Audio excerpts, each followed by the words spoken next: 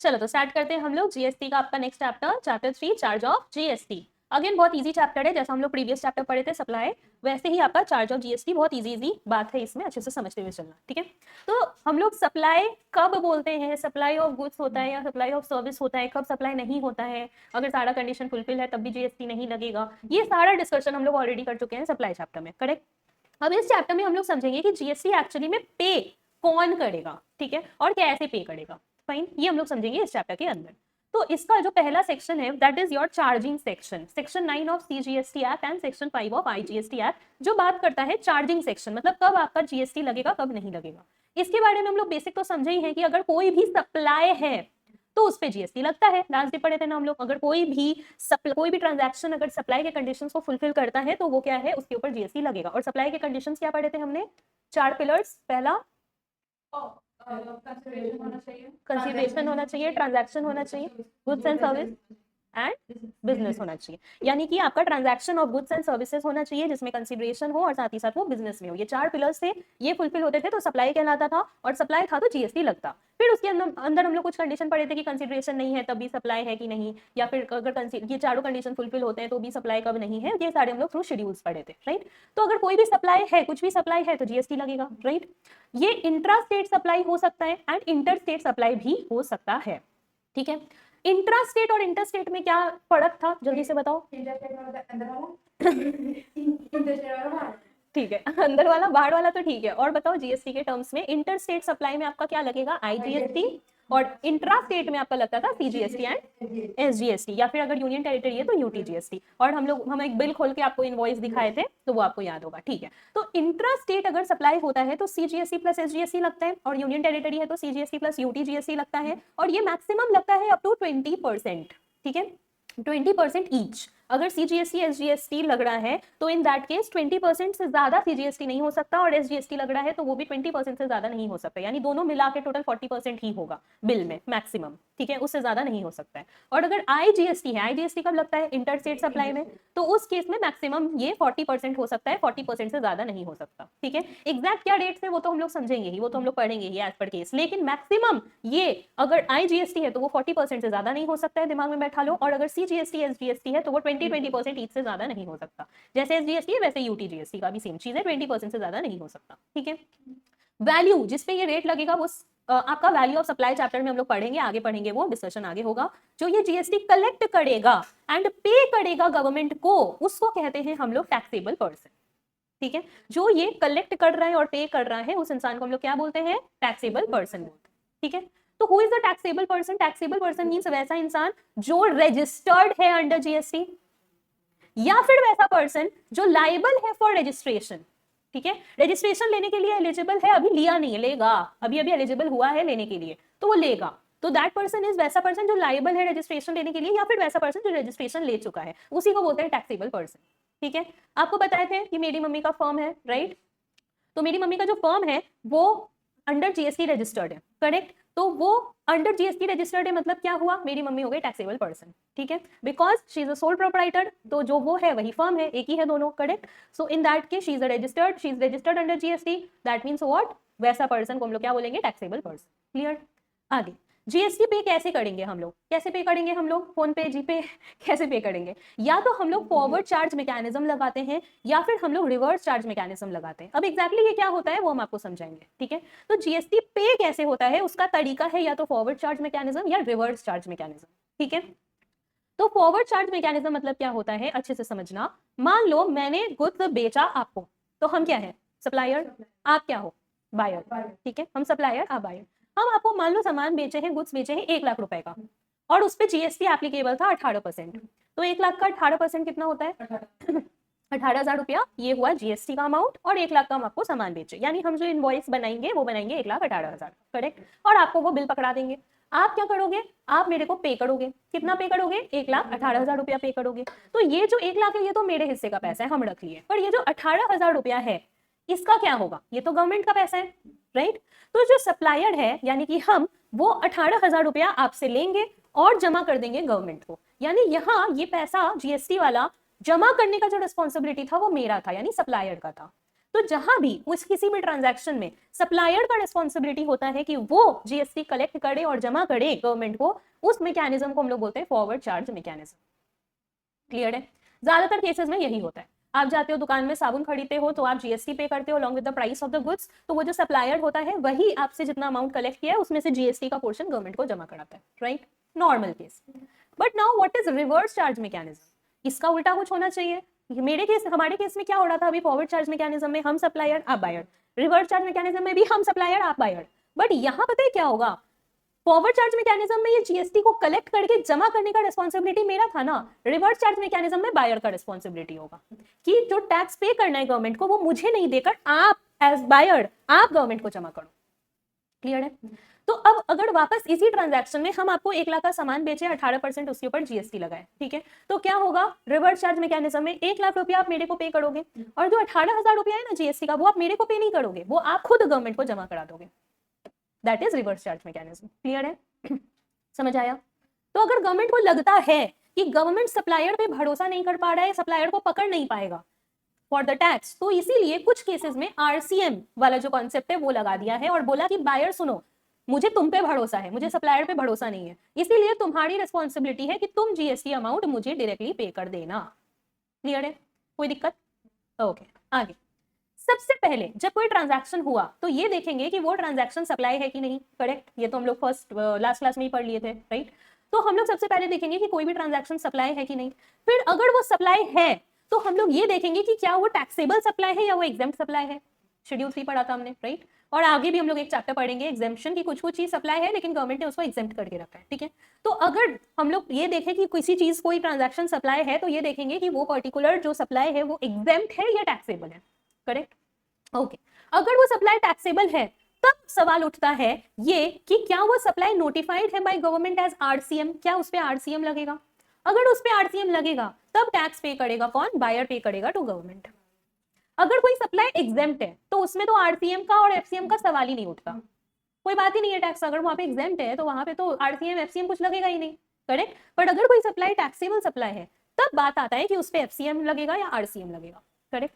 अगर कुछ नोटिफाइड नहीं है बाय गवर्नमेंट तो इट इज एफसीएम, अगर नोटिफाइड है by government then it is RCM. कौन कौन सा केस नोटिफाइड है अंडर आरसीएम वो अभी पढ़ेंगे। क्लियर है? आगे।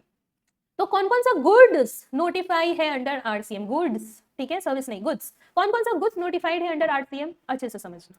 पहला, अगर 4 एग्रीकल्चरल गुड्स है जो अभी नाम बताने वाले हैं, वो 4 एग्रीकल्चरल गुड्स अगर है जिसका सप्लायर एग्रीकल्चरलिस्ट है और रेसिपिएंट कोई भी रजिस्टर्ड पर्सन है, अच्छे से समझो, सारा कंडीशन फुलफिल होना चाहिए for that transaction to be called under RCM. ठीक है? क्या पहला कंडीशन था? एग्रीकल्चरल गुड होना चाहिए। कौन सा? ये 4 जो अभी हम आपको बताएंगे, इसमें से कुछ और होगा तो उसका बात नहीं कर रहे हैं, ठीक है? ये 4 एग्रीकल्चरल गुड होना चाहिए। सप्लायर कौन होना चाहिए? एग्रीकल्चरलिस्ट होना चाहिए। और रेसिपिएंट कौन होना चाहिए? रजिस्टर्ड पर्सन होना चाहिए। ठीक है? अगर इसमें से कोई भी एक कंडीशन सेटिस्फाई नहीं होता है तो आरसीएम नहीं लगेगा। ठीक है? तो आरसीएम के लिए कौन कौन से गुड्स ऐसे हैं 4 एग्रीकल्चरल प्रोड्यूस, नाम याद रखना है। पहला, कैश्यू नट्स, काजू खाते हो? खाया करो, वेरी गुड। ठीक है? वैसा काजू जिसको छिला नहीं गया है अभी।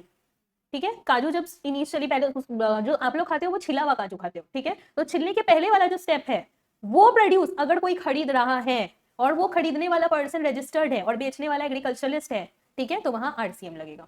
डन? ओके।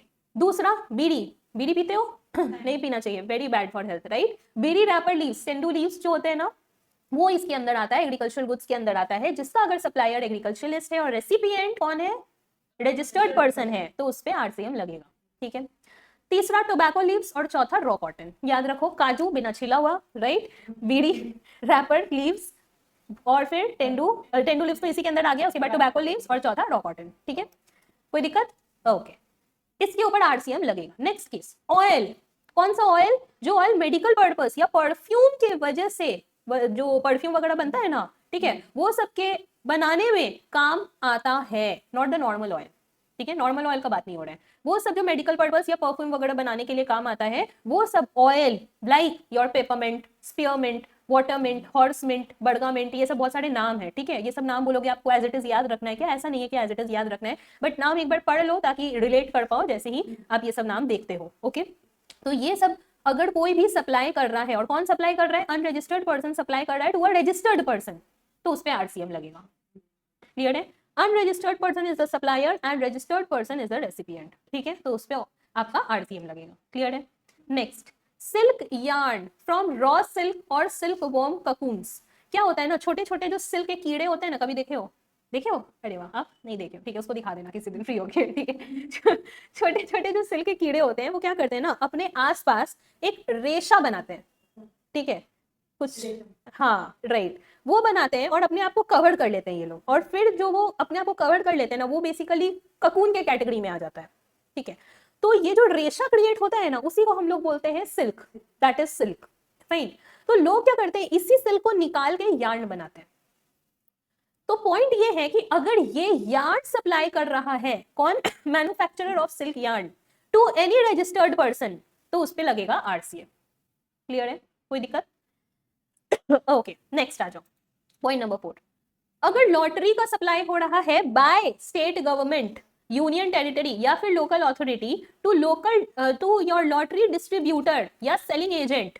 ठीक है, अब गवर्नमेंट तो नहीं ना लॉटरी बेचेगी, गवर्नमेंट वो तो जो भी बेचता है लॉटरी वो कोई इंसान होता है, एजेंट होता है या डिस्ट्रीब्यूटर होता है लॉटरी का। ठीक है, गवर्नमेंट थोड़ी ना डायरेक्टली मार्केट में आके बोलेगी लॉटरी ले लो, लॉटरी, ऑब्वियसली नो, राइट। तो ये जो लॉटरी का सप्लाई हो रहा है बाय स्टेट गवर्नमेंट या यूनियन गवर्नमेंट या by local authority to lottery distributor या सेलिंग एजेंट, तो वहां आरसीएम लगेगा। प्रैक्टिकली सोचो, यहाँ पे सप्लायर कौन है? State government. अगर यहाँ एफसीएम लगता तो वो क्या अपने आप को टैक्स पे करती? एक पॉकेट से निकालती टैक्स, दूसरे पॉकेट में डाल लेती, राइट। तो वो तो लॉजिकल नहीं था ना, तो इस पे आरसीएम लगेगा। क्लियर है? कोई दिक्कत? हाँ, दिक्कत है, क्या दिक्कत है? अच्छा, आगे, अगर सेंट्रल या state government except ministry of railway या यूनियन टेरिटरी या फिर लोकल अथॉरिटी सप्लाई किया है used vehicle, used goods, seized goods या फिर कन्फेसिकेटेड गुड्स, वेस्ट या scrap to any registered person, तो उस पे आरसीएम लगता है। क्या हो रहा है यहाँ? सेंट्रल गवर्नमेंट या स्टेट गवर्नमेंट, रेलवे को हटा दो, ठीक है, रेलवे को छोड़ के बाकी कोई भी सेंट्रल गवर्नमेंट या स्टेट गवर्नमेंट या लोकल अथॉरिटी अगर सप्लाई करता है यूज किया हुआ व्हीकल को, यूज किया हुआ गुड्स को, कन्फेस्टिकेटेड जो भी ये लोग वो कर लेते हैं, हड़प लेते हैं, ठीक है, तो सीज्ड गुड्स ये सब को अगर बेचते हैं, वेस्ट, स्क्रैप, ये सब कुछ भी अगर सेल करते हैं, किसको कर रहे हैं? रजिस्टर्ड पर्सन को कर रहे हैं, तो आरसीएम लगेगा। क्लियर है ना? लॉजिकली अच्छे से समझो, जो भी यहाँ आरसीएम लग रहा है, यानी कि यहाँ टैक्स कौन पे कर रहा है? रेसिपिएंट कर रहा है, यानी बायर कर रहा है, राइट। अगर बायर रजिस्टर्ड नहीं होगा तो उसको पकड़ेगा कैसे गवर्नमेंट? गवर्नमेंट सप्लायर को तो नहीं पकड़ पा रहा था क्योंकि सप्लायर रजिस्टर्ड नहीं है। यहाँ देखो, अभी तक जितना केस पड़े या तो गवर्नमेंट आ रहा है या फिर वैसा आ रहा है जो कि अनरजिस्टर्ड है, राइट। अगर सप्लायर रजिस्टर्ड होगा तो उसका तो सारा रिकॉर्ड और चिट्ठी और उसका घर का एड्रेस सब कुछ तो गवर्नमेंट को पता ही है ना। सप्लायर को यहाँ नहीं पकड़ पा रहा है, क्यों? क्योंकि सप्लायर अनरजिस्टर्ड है। रेसिपिएंट को क्यों बोल रहा है तू टैक्स पे कर, मुझे तेरे पे भरोसा है? क्योंकि उसका रजिस्ट्रेशन हो रखा है, तो उसका सारा डिटेल्स ऑलरेडी गवर्नमेंट के पास है, तो उसको पकड़ना आसान है, राइट। तो वही चीज है आरसीएम का मेन बात। ठीक है, आगे आ जाओ, next case, priority sector lending certificate. ये बेसिकली क्या होता है? ये एक टाइप का आपका ये सर्टिफिकेट जो है ये दिया जाता है। क्या होता है ना कि अगर कोई बैंक है या एनबीएफसीज, बैंक एनबीएफसीज ये सब होते हैं, ठीक है, तो इनको ना गवर्नमेंट बोला हुआ है कि तुम जितना भी लोन दोगे ना किसी को भी, अपने कस्टमर्स को, उस टोटल लोन का 20% लोन जो है ना वो आपको ऐसे जन को देना है जो एग्रीकल्चरल सेक्टर से बिलोंग करते हैं। एग्रीकल्चरल सेक्टर को आपको लोन देना पड़ेगा 20% out of entire 100% loan that you are giving to other people. ठीक है, क्योंकि एग्रीकल्चरल सेक्टर जो होता है उसी को प्रायोरिटी सेक्टर बोलते हैं। Fine, that is for priority sector. तो मान लो एक बैंक है, एग्जांपल में लिया हुआ एक्सिस बैंक, ठीक है, मान लो एक्सिस बैंक है, वो 25% लोन दे दिया प्रायोरिटी सेक्टर को, तो यहाँ लिमिट था 20%, दे दिया 25%, यानी लिमिट से ज्यादा दे दिया, तो कोई इशू नहीं है। तो ये क्या कर सकता है? ये अपना एक प्रायोरिटी सेक्टर लेंडिंग सर्टिफिकेट बनवा ले सकता है for the 5% additional loan that he has given.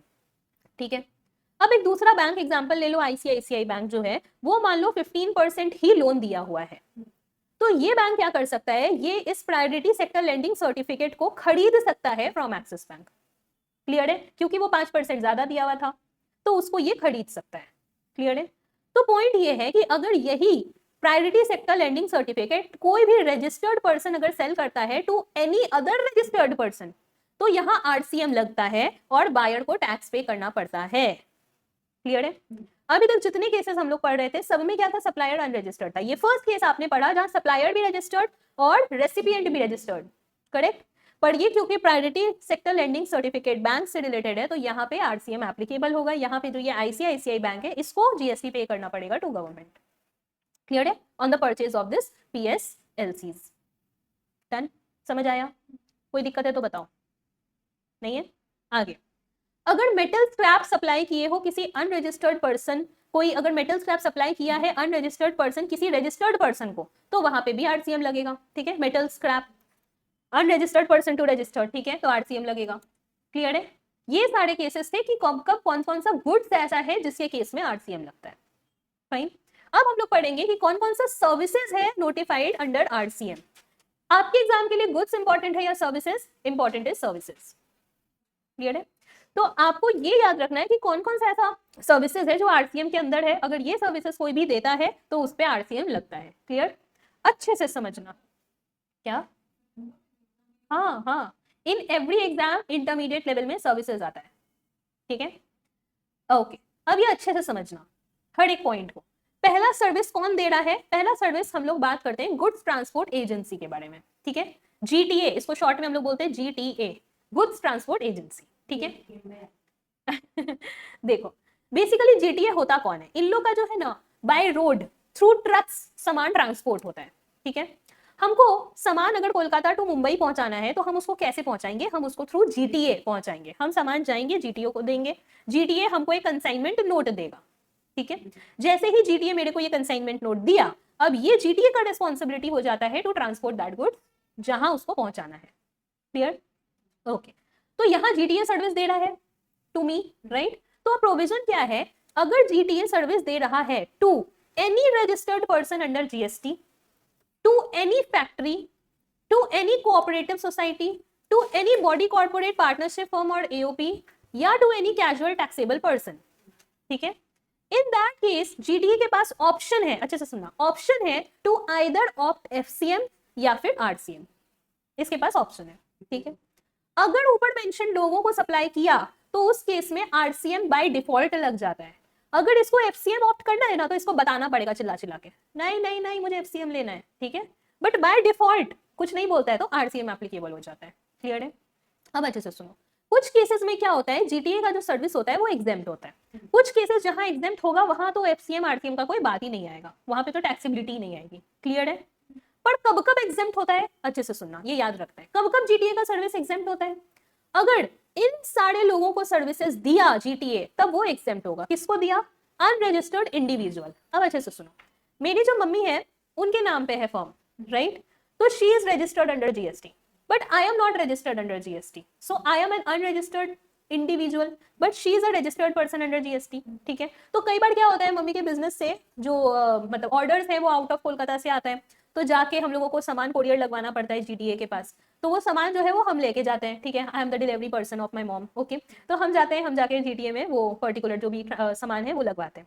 अब यहाँ पर जीटीए सर्विस किसको दे रहा है, मेरे को या मेरी मम्मी को? अल्टीमेटली दे रहा तो मेरी मम्मी को है, क्योंकि उस जो फर्म है उसी का नंबर वगैरह देके हम जीटीए सर्विसेज बुक कर रहे हैं, राइट। तो अगर जीटीए एक रजिस्टर्ड पर्सन अंडर जीएसटी को सर्विस दे रहा है तो वहां पे क्या लगेगा? आरसीएम लगेगा बाय डिफॉल्ट, राइट। एफसीएम के लिए चिल्ला चिल्ला के बोलना है, आरसीएम बाय डिफॉल्ट लगेगा, तो याद रखना आरसीएम लगेगा, ठीक है। बट अगर वही जीटीए हमको सर्विस दे रहा है एज एन इंडिविजुअल, यानी हम मम्मी के डिलीवरी पर्सन नहीं बन के गए, हम इंडिविजुअल पर्सन बन के गए, ठीक है, और हम अपनी फ्रेंड को कुछ भेज रहे हैं आउट ऑफ इंडिया, तो ये एग्जेम्प्ट है, यहाँ पे टैक्स का कोई बात ही नहीं आता। क्लियर है? ओके। अब अगर जीटीए ही सर्विस दिया है किसी डिपार्टमेंट या एस्टैब्लिशमेंट को जो गवर्नमेंट का है या लोकल अथॉरिटी का है या गवर्नमेंट एजेंसी का है, जिन्होंने रजिस्ट्रेशन लिया हुआ है only for deducting TDS under section 51, not the DT वाला टीडीएस, उसको भूल जाओ, बोले ना डीटी का बात नहीं करेंगे आईडीटी के समय में, ठीक है। यहाँ हम लोग टीडीएस अंडर जीएसटी पढ़ेंगे फर्दर चैप्टर्स में आगे, ठीक है। तो उसमें हम आपको बताएंगे अंडर सेक्शन 51 टीडीएस डिडक्ट करने के लिए कुछ गवर्नमेंट डिपार्टमेंट्स है, तो अगर वो डिपार्टमेंट को जीटीए सर्विस दिया है तो वो भी एग्जेम्प्ट है, वहां पे टैक्स नहीं लगेगा। समझ आया? ओके। तीसरा, अगर जीटीए इन सब गुड्स का ट्रांसपोर्ट कर रहा है तो भी सर्विसेज एग्जेम्प्ट होंगे। अच्छे से समझो, जीटीए गुड्स का ट्रांसपोर्ट कर रहा है, ठीक है, सर्विस तो वो दे रहा है, जीटीए जो सामान एक जगह से दूसरी जगह लेके जा रहा है, जीटीए अपना सर्विस दे रहा है, करेक्ट। और सर्विस दे रहा है तो कब आरसीएम लगेगा और कब एग्जेम्प्ट होगा, ये आप समझ गए। नाउ आई एम सेइंग कि जीटीए जो ट्रांसपोर्ट कर रहा है ना अपना, वो गाड़ी में जो सामान लोड करके लेके जा रहा है, वो गुड्स, अगर ये गुड्स है जिसका अभी हम आपको नाम बोलेंगे, तब जो जीटीए सर्विसेज दे रहा है वो भी एग्जेम्प्ट होगा। क्लियर है? समझ आया? ओके। कौन कौन सा ऐसा गुड्स है? पहला, relief material for victims of disaster. कुछ डिजास्टर हो गया, कहीं बाढ़ आ गया, या फिर जैसे उत्तराखंड में हुआ था ना कई साल पहले, तो वो रिलीफ मटेरियल जो वहाँ के सफर कर रहे थे लोग, उन लोगों को जो पहुंचाया जा रहा था थ्रू जीटीए, तो जीटीए अपना सर्विस दे रहा है, अब उसके सर्विसेज पे या तो आरसीएम लगता है या एग्जेम्प्ट होता है, राइट। पर यहाँ इस केस में जीटीए रिलीफ मटेरियल लेके जा रहा है ना, तो उसका सर्विस हमेशा एग्जेम्प्ट होगा इस केस में, क्लियर है। तो डिजास्टर, कैलामिटीज या फिर एक्सीडेंट वगैरह कुछ भी हुआ तो उसके रिलीफ मटेरियल के ट्रांसपोर्ट पे जो जीटीए का सर्विस है that will be exempt, fine. दूसरा, डिफेंस या मिलिट्री इक्विपमेंट्स लेके जा रहे हैं, this is also an important thing, तो यहाँ पर भी जीटीए का सर्विसेज एग्जेम्प्ट। तीसरा, रजिस्टर्ड न्यूज़पेपर या मैगजीन्स लेके जा रहा है, न्यूज़पेपर सबको मिलना ही चाहिए, ठीक है, तो जो रजिस्टर्ड न्यूज़पेपर्स या मैगजीन्स है वो अगर ट्रांसपोर्ट कर रहा है तो उसमें भी वो सर्विसेज जो जीटीए दे रहा है दैट इज एग्जेम्प्ट, फाइन। अगर एग्रीकल्चरल प्रोड्यूस लेके जा रहा है then also it is exempt. अगर मिल्क, दूध, नमक या फूड ग्रेन्स इंक्लूडिंग फ्लोर यानी वो जो आपका आटा है, आटा, ठीक है, पल्स, दाल, राइस, चावल, ये सब अगर ट्रांसपोर्ट कर रहा है तो अगेन उसके सर्विसेज पे ये जो वो सर्विसेज दे रहा है उस पे जीएसटी नहीं लगेगा, because that will be exempt. क्या क्या लेके जा रहा है? दूध, बच्चों को, छोटे बच्चे हैं तो वो दूध ही पीते हैं, राइट, तो दूध इज वेरी इंपॉर्टेंट। अब आप जीने के लिए बेसिक फूड क्या चाहिए? नूडल्स नहीं चाहिए हम लोग को, बेसिक फूड जीने के लिए क्या चाहिए? रोटी, सब्जी, दाल, चावल चाहिए, राइट। रोटी किससे बनता है? आटा से बनता है, फ्लोर। दाल किससे बनता है? पल्स, पल्सी दाल हुआ ना, राइट। चावल चाहिए राइस, फूड ग्रेन, सब्जी, ओके, ऐसे समझो। और आपका ये खाना जो बनेगा बिना नमक के, आपको उसमें कुछ मत डालो, बेसिक से बेसिक जीने के लिए क्या चाहिए? नमक चाहिए खाली खाने में, और तो कुछ मसाला वगैरह कुछ नहीं भी डालने तो नमक डालने से काम हो जाता है, राइट, सर्वाइवल के लिए, तो इसीलिए नमक। और छोटे बच्चे तो खाना खाएंगे नहीं, छोटा बच्चा जो 2 महीना 4 महीना का होता है वो तो खाना नहीं खाएगा, वो तो दूध पिएगा, इसीलिए मिल्क। तो ये सारे सामान का अगर ट्रांसपोर्ट हो रहा है बाय जीटीए, ठीक है, तो वहां पर वो जो सर्विस दे रहा है that is completely exempt, GST नहीं लगेगा, क्लियर है। और लास्ट, ऑर्गेनिक मैन्योर, ये भी अगर देना है तो जीएसटी नहीं लगेगा because it is exempt, clear है, समझ आया। तो जीटीए का 2 चीज आपने समझा, जीटीए के केस में या तो वो जो सर्विस दे रहा है उस पर या तो आरसीएम लगेगा या तो फिर एग्जेम्प्ट होगा, या उसके पास ऑप्शन है to opt for FCM also, ठीक है। अच्छा, एग्जेम्प्ट वाला कौन कौन सा केस होगा? अगर जीटीए सर्विस देता है टू अनरजिस्टर्ड इंडिविजुअल, हम इंडिविजुअल है, अनरजिस्टर्ड इंडिविजुअल, या फिर वेरी गुड, गवर्नमेंट का कोई भी स्टैब्लिशमेंट या डिपार्टमेंट जो कि स्टैब्लिश ही हुआ है टीडीएस काटने के लिए अंडर सेक्शन 51, ठीक है। या अगर जीटीए ये सब गुड्स का अगर ट्रांसपोर्ट कर रहा है तो भी जो वो सर्विस दिया दैट विल बी एग्जेम्प्ट, जिसके अंदर वो इंपॉर्टेंट चीज आते हैं जैसे कि रिलीफ मटेरियल एक बहुत इंपॉर्टेंट चीज है, ठीक है, in case of disaster, defence, military equipment, ठीक है, उसके बाद हाँ दाल चावल, राइट, मिल्क, सॉल्ट, जो फूड ग्रेन्स है, फ्लोर, पल्स, राइस, और registered newspaper, magazines, agriculture produce and organic manure, clear है, ओके। और किसको किसको सर्विसेज दिया था तो आरसीएम लगेगा? रजिस्टर्ड पर्सन और कौन कौन था? Registered person, body corporate, cooperative society, factory, ठीक है, पार्टनरशिप फर्म, एओपी, या casual taxable person. Now who is casual taxable person हम आगे आपको समझाएंगे। बेसिकली क्या होता है, नहीं नॉर्मल पर्सन ही, कैजुअल टैक्सेबल पर्सन होता है जो एक स्टेट से दूसरे स्टेट जा रहा है अपना बिजनेस करने के लिए, ठीक है, इसके बारे में हम आपको आगे समझाएंगे ठीक है। तो अगर इन सबको जीटीए सर्विस दिया तो वहां पे आरसीएम एप्लीकेबल होगा, क्लियर है। आ जाओ नेक्स्ट पेज। अब टैक्स कितना लगेगा, मतलब कितना रेट ऑफ जीएसटी एप्लीकेबल होगा? अगर एग्जेम्प्ट है तब तो आरसीएम एफसीएम का सवाल ही नहीं उठता है, राइट, बट अगर टैक्सेबल है तो आरसीएम होगा या एफसीएम ऑप्ट करता है, तो बेसिकली रेट ऑफ जीएसटी क्या लगता है जीटीए का? अच्छे से देखो, एक चार्ट बनाया हुआ है, अगर वो एफसीएम ऑप्ट कर रहा है, मैं आपको क्या बोले, ऑप्शन है एफसीएम ऑप्ट करने का, तो अगर वो एफसीएम ऑप्ट कर रहा है तो GST rate will be 12% with ITC, यानी 12% जीएसटी रेट लगेगा, और ये जीटीए आईटीसी ले सकता है, इनको टैक्स क्रेडिट ले सकता है, ठीक है, उसमें कोई मनाही नहीं है, फाइन। या फिर ऑप्शन है इसके पास to opt for 5% without ITC, या तो तुम 12% पे जीएसटी पे करो और आईटीसी ले लो, और या तो तुम 5% पे जीएसटी पे करो और आईटीसी मत लो, क्लियर है। ये ऑप्शन है जीटीए के पास अगर वो एफसीएम ऑप्ट कर रहा है तो, क्लियर है। और दूसरा, अगर आरसीएम ऑप्ट कर रहा है तब तो 5% ही लगेगा जीएसटी और आईटीसी नहीं मिलेगा। आईटीसी तो वैसे भी नहीं मिलेगा ना, लॉजिकली समझो, आईटीसी कौन ले सकता है? ऑब्वियसली जो सप्लायर है वो आईटीसी क्लेम कर सकता है अगर उसको कोई जीएसटी पे करना है तो यहाँ तो जीटीए सर्विस दिया तो वो खुद तो टैक्स पे कर ही नहीं रहा है ना, अगर आरसीएम लग रहा है तो टैक्स तो बायर पे कर रहा है, तो जब वो खुद पे ही नहीं कर रहा है तो तुम आईटीसी किस बात का क्लेम करोगे, राइट, तो तुम आईटीसी भी क्लेम नहीं कर सकते, समझ आ गया। तो जीटी के पास ऑप्शन है कि वो या तो एफसीएम ऑप्ट करे या आरसीएम ऑप्ट करे। अगर आरसीएम ऑप्ट करता है तो GST rate will be 5% without ITC, और अगर जीटीए एफसीएम ऑप्ट करता है तो या तो तुम 12% पे करो, यानी ज्यादा परसेंट पे करो और आईटीसी ले लो, और या तो तुम कम परसेंटेज यानी 5% पे जीएसटी पे करो और आईटीसी मत लो, क्लियर है। कोई दिक्कत, समझ आ गया? ओके अब देखो हैश देकर एक बात लिखा हुआ है, जहां जहां हैश मिलेगा नोट्स में, that is the very important point that you need to remember, ठीक है? नोट वाला जो पॉइंट है उसको हैश देके लिखा हुआ है। अगर क्वेश्चन में अनरजिस्टर्ड जीटीए दिया है, अच्छे से देखो, अनरजिस्टर्ड जीटीए दिया है तो वो एफसीएम में पे कर सकता है क्या टैक्स? अगर कोई जीटीए अनरजिस्टर्ड है यानी वो जीएसटी नहीं ले रखा है, तो क्या वो जीएसटी पे कर सकता है गवर्नमेंट को? करेक्ट, वो तो पे कर ही नहीं सकता है क्योंकि वो जीएसटी ले ही नहीं रखा है, राइट? तो वो जीएसटी पे कैसे करेगा? तो अगर जीएसटी पे नहीं कर सकता है तो क्या फॉरवर्ड चार्ज मैकेनिज्म लगेगा, एफसीएम लगेगा? नहीं लगेगा, ऑब्वियसली नहीं लगेगा, तो आरसीएम ही लगेगा। तो ये क्वेश्चन पढ़ के समझ जाना, क्वेश्चन में आपको नहीं बोलेगा कि वो लेना चाह रहा है कि नहीं, आपको क्वेश्चन में खाली अनरजिस्टर्ड जीटीए दे देगा।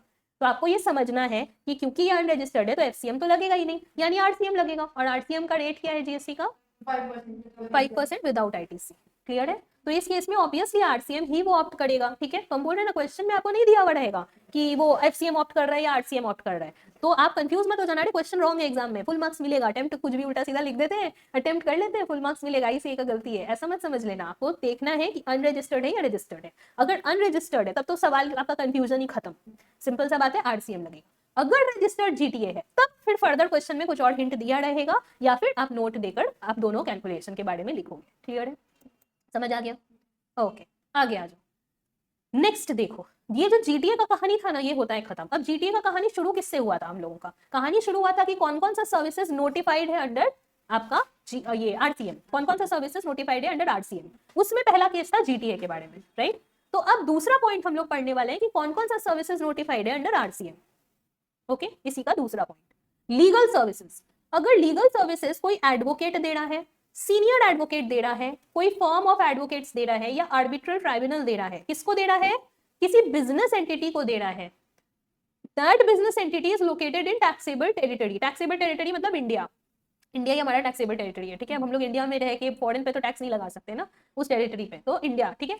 तो अगर किसी भी बिजनेस एंटिटी को सर्विस दे रहा है, लीगल सर्विस, कौन दे रहा है? Advocate, senior advocate, firm of advocates, या फिर आर्बिट्रल ट्राइब्यूनल, ठीक है? किसी बिजनेस एंटिटी को दे रहा है, नॉट इंडिविजुअल वगैरह वगैरह, बिजनेस एंटिटी को दे रहा है, लोकेटेड इन टैक्सेबल टेरिटरी, तो उस पे आरसीएम लग जाएगा।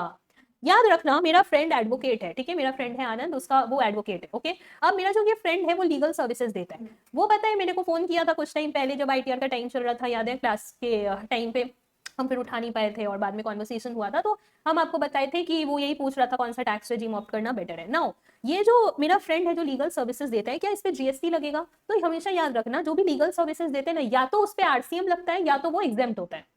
तो मेरे फ्रेंड को कभी जीएसटी लेने का जरूरत ही नहीं है, क्योंकि वो जो भी ट्रांजैक्शन करेगा या तो वो एग्जेम्प्ट होगा और या फिर आरसीएम लगेगा। अभी हम आरसीएम बता रहे हैं, आगे जाके और चैप्टर्स हम लोग पढ़ेंगे तो बताएंगे वो एग्जेम्प्ट होता है, ठीक है? अगर आरसीएम नहीं लग रहा है तो एग्जेम्प्ट है उसका सर्विसेज। क्लियर है? तो याद रखना हमेशा, मेरा जो फ्रेंड है वो क्या है? हमेशा एग्जेम्प्ट है फ्रॉम जीएसटी, उसको जीएसटी लेने का जरूरत नहीं है, फाइन। बट आरसीएम में कब कब लगेगा टैक्स, ये याद रखना, कब लगेगा? जब वो मेरा friend as an advocate service दे रहा है, या सीनियर एडवोकेट, या फॉर्म बना रखा है अपने एडवोकेट का, या एज आर्बिट्रल ट्राइब्यूनल, अगर वो किसी बिजनेस एंटिटी को सर्विस दे रहा है लोकेटेड इन टैक्सेबल टेरिटरी, तब आरसीएम लगेगा। क्लियर है? पर यहाँ भी एक ट्विस्ट है। क्या ट्विस्ट है? समझो, एडवोकेट ने सर्विसेज दिया एक बिजनेस एंटिटी को, मान लो बिजनेस एंटिटी का नाम है XYZ लिमिटेड, ठीक है? अब ये जो XYZ लिमिटेड है ना, इसका प्रीवियस ईयर, मान लो प्रीवियस ईयर 23-24, ठीक है? अच्छा, इसका मान लो ट्रांजैक्शन हुआ है प्रीवियस ईयर 24-25 में, ठीक है? इस साल ट्रांजैक्शन हुआ है, इस साल 24-25 है प्रीवियस ईयर, मान लो, ठीक है? तो इस साल को छोड़ के जो प्रीवियस फाइनेंशियल ईयर था, यानी कि प्रीवियस ईयर 23-24, उसमें अगर इसका टर्नओवर 10 लाख, 20 लाख या 40 लाख, यानी कि applicable threshold limit to take registration. अब कितना रजिस्ट्रेशन, कितना टर्नओवर होने से रजिस्ट्रेशन लेना पड़ता है, ये हम आपको रजिस्ट्रेशन चैप्टर में पढ़ाएंगे। 3 ही लिमिट है, 10 लाख, 20 लाख, 40 लाख का। कब किस में एप्लीकेबल है वो हम आपको बाद में बताएंगे, ठीक है? वो रजिस्ट्रेशन चैप्टर में बताएंगे, ओके? अभी बस जान के रखो कि अगर उसका टर्नओवर 10, 20 या 40 लाख जो भी उस पर एप्लीकेबल है, यानी थ्रेशोल्ड लिमिट उसके अगर अंदर है, अप टू है, तब जो सर्विस एडवोकेट दिया ना बिजनेस एंटिटी को, वो एग्जेम्प्ट रहेगा, इस पे आरसीएम नहीं लगेगा। क्लियर? लेकिन अगर यही टर्नओवर थ्रेशोल्ड लिमिट क्रॉस कर गया है, यानी बिजनेस एंटिटी को रजिस्ट्रेशन लेने का जरूरत पड़ गया है, ठीक है? तो अगर इस बिजनेस एंटिटी को रजिस्ट्रेशन लेना है और ले रहा है, तब फिर यहाँ लीगल सर्विसेज जैसे ही मेरा फ्रेंड प्रोवाइड करेगा तो उस पे आरसीएम लग जाएगा, क्योंकि अब बायर जो है, यानी जो सर्विसेज ले रहा है, रेसिपिएंट, वो रजिस्टर्ड है। क्लियर है? बट वो जब तक रजिस्टर्ड नहीं है, भले ही वो बिजनेस एंटिटी है, इन दैट केस उनको नहीं लेना पड़ेगा। उसका ये सर्विसेज एग्जेम्प्ट होगा, जीएसटी नहीं लगेगा। क्लियर है, समझ आ गया? ओके। XYZ लिमिटेड रजिस्टर्ड हो या ना हो उससे कोई फर्क नहीं पड़ता है, बस आपको टर्नओवर देखना है, ठीक है? अब अच्छे से समझो, कई लोग क्या होते हैं ना, रजिस्ट्रेशन के लिए लाइबल होते हैं लेकिन रजिस्ट्रेशन लेते नहीं है, बाद में पेनल्टी जो लगता है, पर रजिस्ट्रेशन के लिए लाइबल है पर लिए नहीं है। तो अगर ये बिजनेस एंटिटी वैसा है जो लाइबल था लेकिन लिया नहीं, ठीक है, उसके ऊपर जो पेनल्टी लगेगा बाद में वो देखा जाएगा, लेकिन पॉइंट ये है कि आरसीएम में वो सेटिस्फाई होगा कि नहीं। द आंसर इज होगा, तो उसका टर्नओवर देखेंगे हम लोग, भले ही वो सच में रजिस्ट्रेशन लिया या नहीं लिया है, दैट इज अनदर थिंग। अगर टर्नओवर क्रॉस किया है तो it is liable for registration, और अगर लाइबल है तो आरसीएम लग जाएगा। देन अगर recipient other than business entity है तो वो एग्जेम्प्ट है, जैसा हम आपको बताएं। क्लियर है, कोई दिक्कत? ओके, यानी मेरा फ्रेंड, हाँ बोलो क्या डाउट है? अच्छा ठीक है, एक मिनट। तो अगर मेरा फ्रेंड मेरे को एज एन इंडिविजुअल सर्विस दे रहा है तो it is exempt, right? But अगर मेरा फ्रेंड LHCA को सर्विसेज दे रहा है and LHCA is registered, turnover cross कर गया है, इट इज रजिस्टर्ड, तो आरसीएम लग जाएगा। क्लियर है? उसके बाद वाला point, sponsorship services provided by any person to partnership firm, ये याद रखना है आपको, ठीक है? स्पॉन्सरशिप सर्विसेज कौन दे रहा है? कोई भी पर्सन दे रहा है, कोई भी, ठीक है? पर किसको दे रहा है वो इंपॉर्टेंट है। पार्टनरशिप फर्म को दे रहा है या बॉडी कॉर्पोरेट को दे रहा है जो टैक्सेबल टेरिटरी में लोकेटेड है, ठीक है? तो यहाँ आरसीएम लगेगा। अब इसको अच्छे से समझो, स्पॉन्सरशिप सर्विसेज होता क्या है? हाँ, बेसिकली क्या होता है, मान लो मिस्टर ए एक आदमी है, उसने इवेंट किया, ठीक है? उसने इवेंट किया और रिलायंस कंपनी ने उस इवेंट को स्पॉन्सर किया, यानी यहाँ हुआ क्या, रिलायंस कंपनी ने पैसा दिया और मिस्टर ए ने रिलायंस कंपनी का जो ब्रांड ये है, लोगो वगैरह, वो अपना पूरा इवेंट में हर जगह चिपका दिया। करेक्ट? तो यहाँ सर्विस कौन किसको दे रहा है? स्पॉन्सरशिप सर्विसेज यहाँ कौन दे रहा है? मिस्टर ए दे रहा है टू रिलायंस कंपनी, करेक्ट? या फिर रिलायंस कंपनी दे रहा है टू मिस्टर ए?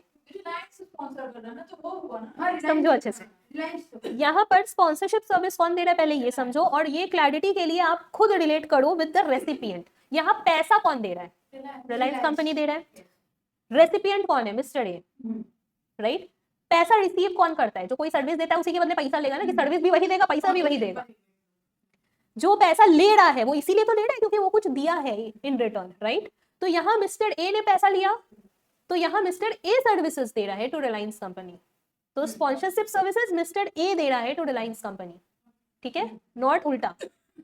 हमेशा याद रखना रेसिपिएंट कौन है उस पर फोकस करना, अगर आपको ये नहीं समझ में आ रहा है कि सर्विस कौन दे रहा है, ठीक है? कई बार स्टूडेंट्स एग्जाम में इसमें कंफ्यूज हो जाते हैं और गलत आंसर लिख के आते हैं, तो हम आपको वैसा बोले ना, हम आपको वैसा बना के भेज रहे हैं एग्जाम में कि अगर कुछ भी ऐसा आए जिसमें आप कंफ्यूज हो गए हो एट दैट मोमेंट, तो वहां तो हम नहीं होंगे आपको आंसर बताने के लिए, आपके कोई फ्रेंड नहीं होंगे आपको आंसर डिस्कस करने के लिए, ग्रुप स्टडी जो आप लोग कर रहे हो, ठीक है? वो तो नहीं कर पाओगे, तो कैसे समझोगे how to get to the right answer? Understand this thing. पहले देखना पैसा किसको मिल रहा है, पैसा दे कौन रहा है, ले कौन रहा है? जो ले रहा है, रेसिपिएंट ले रहा है, वो इट इज वेरी ऑब्वियस कि अगर कोई पैसा ले रहा है तो कुछ सर्विस दिया होगा तभी तो ले रहा है, तो वही सप्लायर ऑफ सर्विस है, तभी वो पैसा ले रहा है। तो इस केस में मिस्टर ए ने पैसा लिया, रिलायंस ने दिया, तो पैसा लिया मतलब मिस्टर ए ने कोई सर्विस दिया तभी तो पैसा लिया, तो वो स्पॉन्सर सर्विस दिया। क्लियर है? ओके, तो मिस्टर ए ने सर्विस दिया और पैसा लिया और मिस्टर ए ने रिलायंस का बोर्ड हर जगह लगा दिया, करेक्ट? तो यहाँ पे स्पॉन्सरशिप सर्विसेज कौन दिया? Mister A. Mister A is any person can be individual या कोई भी फर्म या कुछ भी हो सकता है, कोई भी पर्सन हो सकता है, ठीक है? Any person, it can B individual, it can B firm, it can B company, anything, ठीक है? एक्सक्यूज मी, किसको दिया? रिलायंस कंपनी को दिया। रिलायंस कंपनी क्या है? Body corporate. तो अगर रिलायंस कंपनी बॉडी कॉर्पोरेट है और स्पॉन्सरशिप सर्विस एनी पर्सन दे रहा है तो वहां पर आरसीएम लगता है, यानी कि इस ट्रांजैक्शन पे जीएसटी रिलायंस कंपनी पे करेगा। क्लियर है? कोई दिक्कत? ओके, हाँ।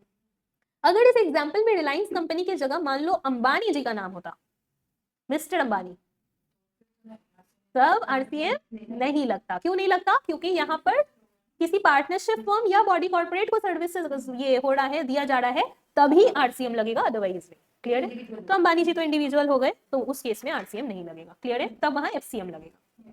देन ओके, चलो आगे। अगर कोई सर्विसेज प्रोवाइड किया गया है by central government, state government, union territory, local authority to any business entity located in taxable territory, तो वहां आरसीएम लगेगा। लॉजिकली समझो, अगर कोई सर्विसेज कौन दे रहा है? Central government, state government, union territory या फिर लोकल अथॉरिटी, तो अगर वहां एफसीएम लगता तो वो एक पॉकेट से पैसा निकालते जीएसटी का और दूसरे में डाल लेते, वो तो बहुत इलॉजिकल है। तो यहाँ आरसीएम लगेगा अगर ये सर्विसेज दे रहे हैं किसी बिजनेस एंटिटी को। क्लियर है? बिजनेस एंटिटी को। अगर यही लोग सर्विसेज दिए किसी और को अपार्ट फ्रॉम बिजनेस एंटिटी, तो अगेन आप बोलोगे आरसीएम तो नहीं लगेगा यहाँ पर, तो क्या एफसीएम लगा दें? अगेन इट इज इलॉजिकल कि वो एक पॉकेट से पैसा निकालेंगे और अपने पॉकेट में डाल लेंगे, इसीलिए वो एग्जेम्प्ट है। ठीक है, तो यही लोग अगर अपार्ट फ्रॉम बिजनेस एंटिटी किसी को भी सर्विसेज देते हैं तो वो एग्जेम्प्ट है। और बिजनेस एंटिटी को देते हैं तो भाई तू बिजनेस एंटिटी है ना, राइट, तू रजिस्टर्ड है, तू ही आरसीएम में टैक्स भर। क्लियर है? देन अब यहाँ बिजनेस एंटिटी के केस में प्रीसीडिंग प्रीवियस ईयर जिसमें ट्रांजैक्शन हुआ वो नहीं, उसके प्रीवियस यानी प्रीसीडिंग प्रीवियस ईयर का टर्नओवर देखेंगे, जैसे हम लोग पिछले कुछ देर पहले जो एग्जांपल पढ़े थे उसमें किए थे। थ्रेशोल्ड के अंदर रहा तो एग्जेम्प्ट है, बट अगर थ्रेशोल्ड क्रॉस कर गया तो अच्छे से समझना, पिछले केस में थ्रेशोल्ड क्रॉस कर गया था तो उसको हम लोग लायबल टू रजिस्ट्रेशन मान लेके आरसीएम लगा रहे थे। यहाँ पर अगर थ्रेशोल्ड के अंदर है तो एग्जेम्प्ट, थ्रेशोल्ड अगर क्रॉस कर गया तो भी हम लोग पहले वैल्यू ऑफ ट्रांजैक्शन देखेंगे। अगर ये value of transaction up to ₹5,000 तक का है तब इट इज एग्जेम्प्ट, लेकिन अगर वैल्यू ऑफ ट्रांजैक्शन 5,000 से ज्यादा का है तब आरसीएम लगेगा। समझ आया? सबसे पहले आप क्या कर रहे हो, आप देख रहे हो सर्विस प्रोवाइड कर रहे हैं central government, state government, local authority, union territory to any business entity. ठीक है, अब ये बिजनेस एंटिटी जो है वो अगर अनरजिस्टर्ड है, अनरजिस्टर्ड मतलब लायबल फॉर रजिस्ट्रेशन नहीं है तो एग्जेम्प्ट, पर अगर एग्जेम्प्ट नहीं है यानी कि लायबल फॉर रजिस्ट्रेशन है तब क्या करेंगे, तब वैल्यू ऑफ ट्रांजैक्शन देखेंगे। Now if the value of transaction is up to 5,000 it is exempt, भले ही टर्नओवर क्रॉस कर गया फिर भी, बट अगर value of transaction is more than 5,000 exceeding 5,000 तक है तो एग्जेम्प्ट, 5,000 ₹1 हुआ तो it will be taxable under RCM. Clear? कोई दिक्कत?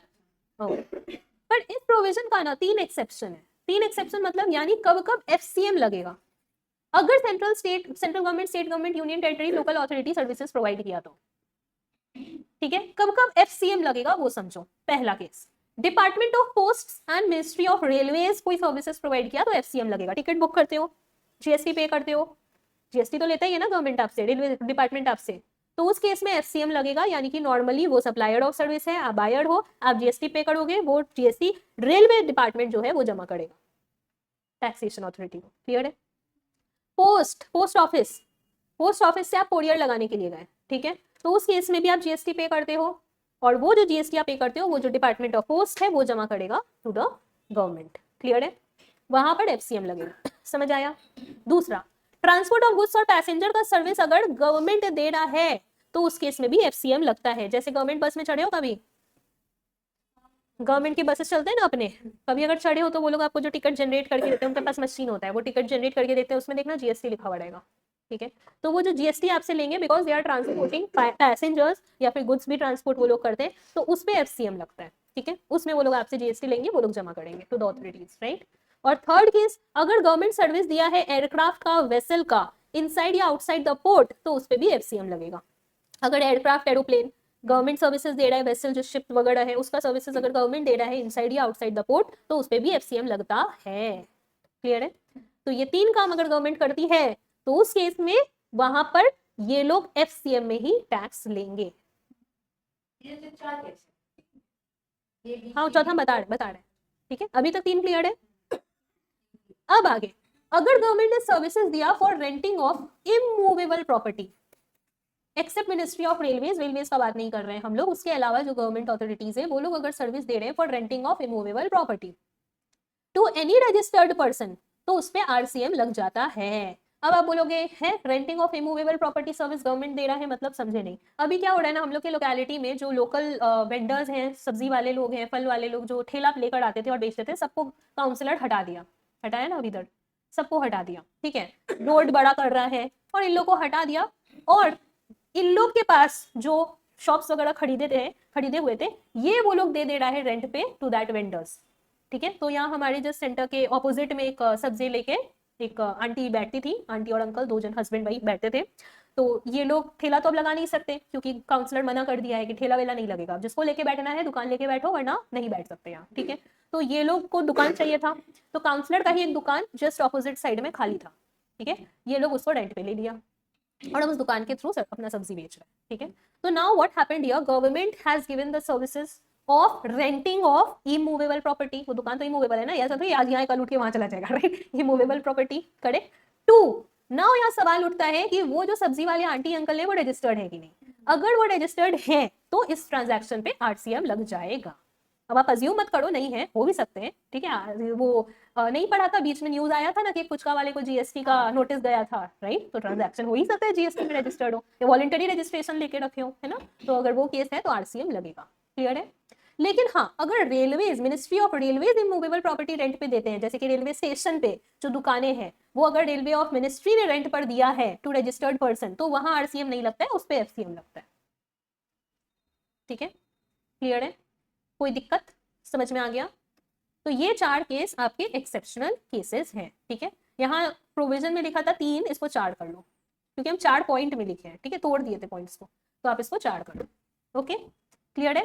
तो एक तो पोस्ट वाला डिपार्टमेंट, दूसरा transport of goods and passengers, तीसरा एयरक्राफ्ट वेसल, ये सबका सर्विस अगर दिए रहा है तो वहां पर एफसीएम लगेगा। और अगर गवर्नमेंट ही सर्विसेज या renting of immovable property to any registered person, तो उस पर आरसीएम लग जाएगा। बट रेलवे ऑफ मिनिस्ट्री इसमें नहीं आएगा। अगर रेलवे ऑफ मिनिस्ट्री दे रहा है, तो रेलवे स्टेशन में दुकान होते हैं जहां से आप लोग चिप्स खरीद के खाते हो, ठीक है, ट्रेन में लेके बैठते हो, ठीक है, तो वो शॉप्स को अगर रेलवे ऑफ मिनिस्ट्री रेंट पे दिया हुआ है तो इन दैट केस वहां आरसीएम नहीं लगता है, एफसीएम लगता है। बोलिए, आ जाओ next point. Services of transfer of development rights. Development rights मतलब टीडीआर, ये जो आपका ट्रांसफर ऑफ डेवलपमेंट राइट्स है, इसको शॉर्ट में बोल रहे हैं टीडीआर, ठीक है। Floor space index, long term lease, अगर कोई भी सर्विस दिया जा रहा है फॉर डेवलपमेंट राइट्स या फ्लोर स्पेस इंडेक्स या लॉन्ग टर्म लीज दिया जा रहा है, लॉन्ग टर्म लीज अगर 30 साल या उससे ज्यादा का दिया जा रहा है, ठीक है, 30 साल से ज्यादा का दिया जा रहा है, नॉट 30 साल, 30 साल से ज्यादा का दिया जा रहा है, मोर देन 30 ईयर्स, ठीक है, more than 30 years, for construction by any person to any promoter. क्या था, आपके पास एक जमीन था, ठीक है, और आप उस जमीन पे बिल्डिंग बनाने का जो डेवलपमेंट राइट्स है वो आपने प्रमोटर को दे दिया, ठीक है। फ्लोर स्पेस इंडेक्स बेसिकली बात करता है आप कितने फ्लोर बना सकते हो। ऐसा नहीं कि आप हर जमीन पे जितने नंबर ऑफ फ्लोर चाहे बना सकते हो, ऐसा नहीं होता है। आपको परमिट लेना पड़ता है कि इस जमीन में इसके स्पेस के हिसाब से, आसपास के एरिया के हिसाब से कितना फ्लोर बनाया जा सकता है, ठीक है। तो ये जो राइट है, ये अगर आप अपने किसी प्रमोटर को दे देते हो फॉर कंस्ट्रक्शन, ओके, तब क्या होगा, अच्छे से सुनना। अगर किसी के पास जमीन था और उन्होंने बिल्डर को जमीन दे दिया, ठीक है, कि तुम बिल्डिंग बनाओ और तुम बेचो और मेरे को पैसा दे दो, या long term lease, long term lease का मतलब यहाँ हो गया 30 साल से ज्यादा के लिए अगर आपने वो जमीन दे दिया था, ठीक है, प्रमोटर को, तो इस ट्रांजैक्शन पे आपका आरसीएम लगता है। आरसीएम लगता है मतलब जो प्रमोटर है वो गवर्नमेंट को टैक्स पे करेगा, जितना जीएसटी बनता है वो, ठीक है।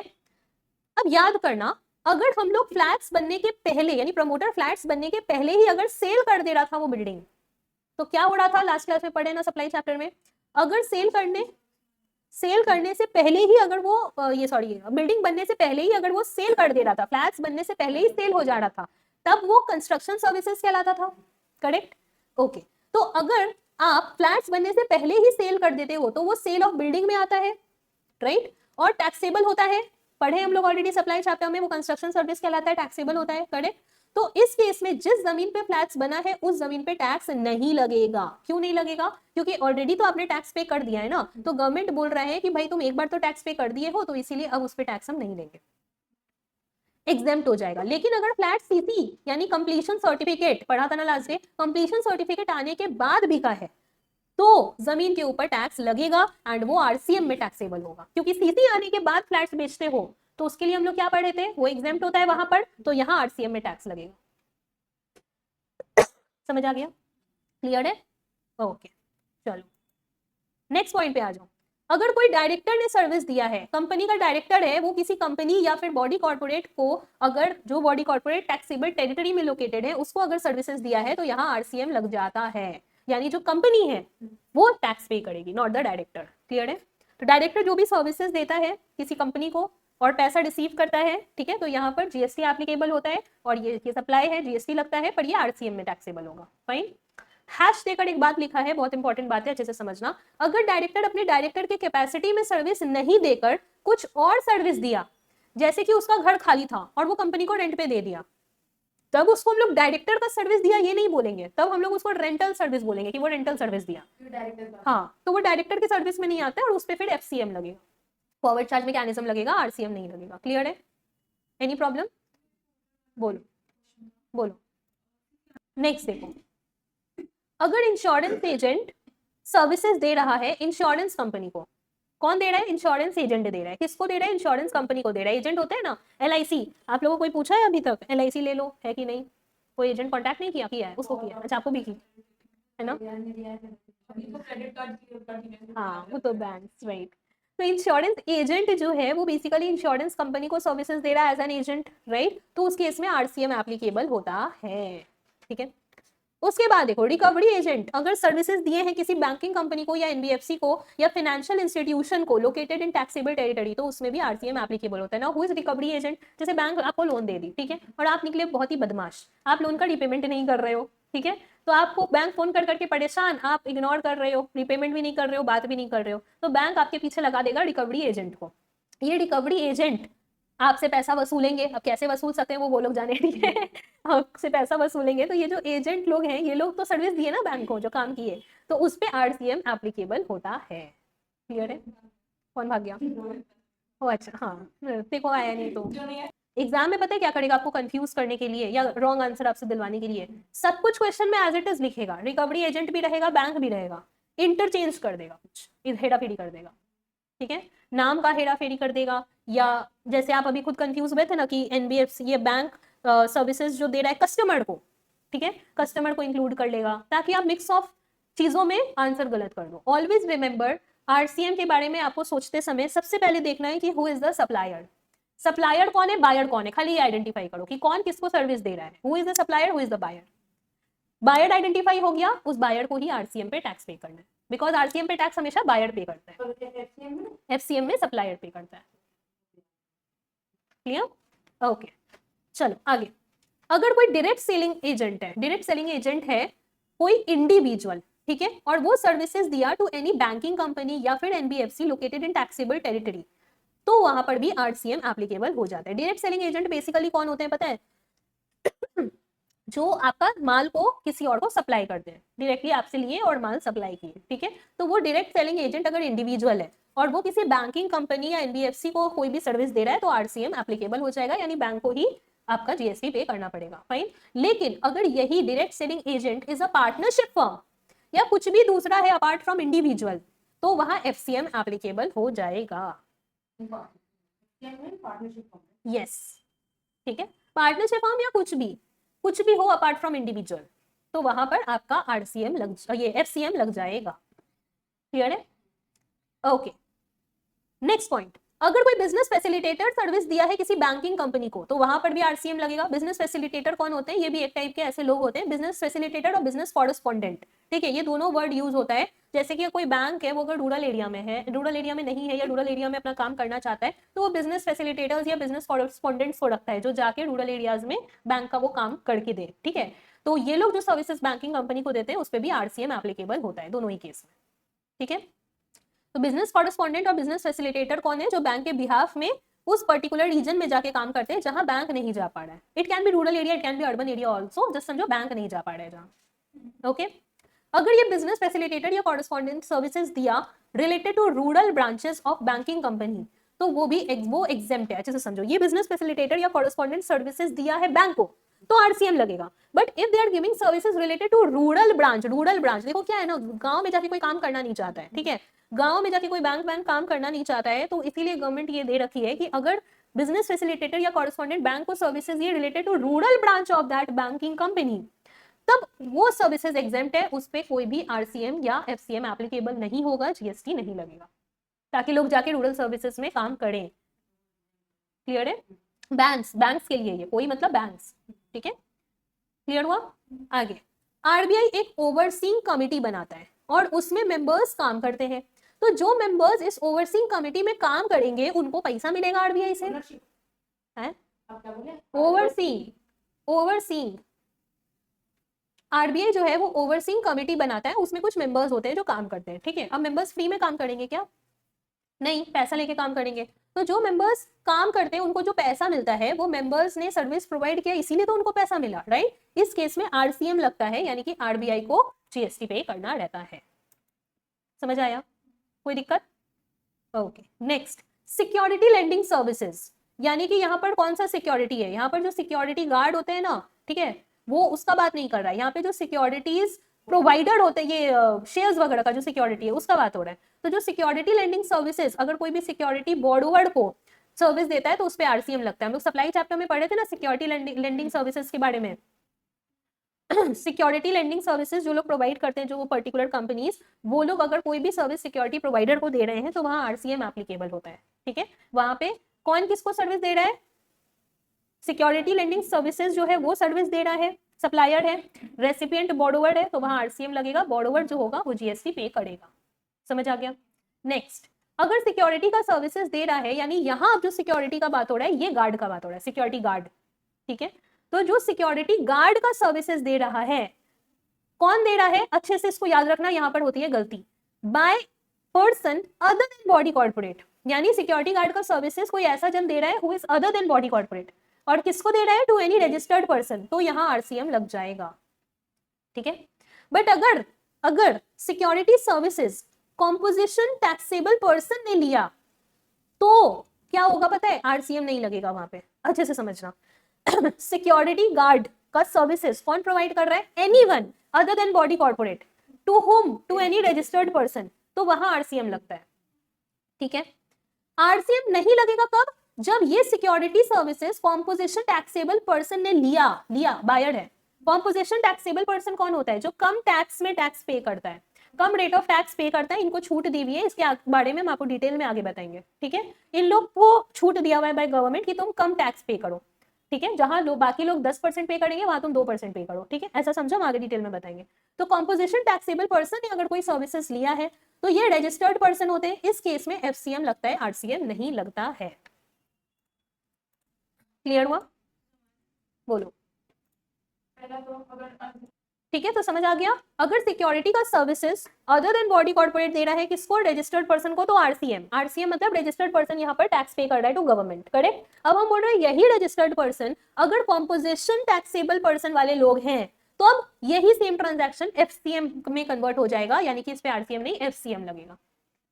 देन अगर सर्विसेज लिया है कोई डिपार्टमेंट या फिर establishment of government, local authority या फिर government agency registered for deducting TDS, तो आरसीएम नहीं लगेगा, एफसीएम लगेगा, क्योंकि लाइक आई टोल्ड यू, अगर ये सेम ट्रांजैक्शन कोई सर्विसेज लिया है गवर्नमेंट डिपार्टमेंट, ठीक है, तो गवर्नमेंट डिपार्टमेंट अगर लिया है और उस पर आरसीएम लगता तो वो एक पॉकेट से पैसा निकालता और अपने पॉकेट में ही डाल लेता, तो वो लॉजिकल नहीं है, राइट। तो इसलिए वहां पर कन्वर्ट कर दिया दिस ट्रांजैक्शन इनटू एफसीएम, तो वहां आरसीएम नहीं लगेगा, एफसीएम में टैक्सेबल होगा।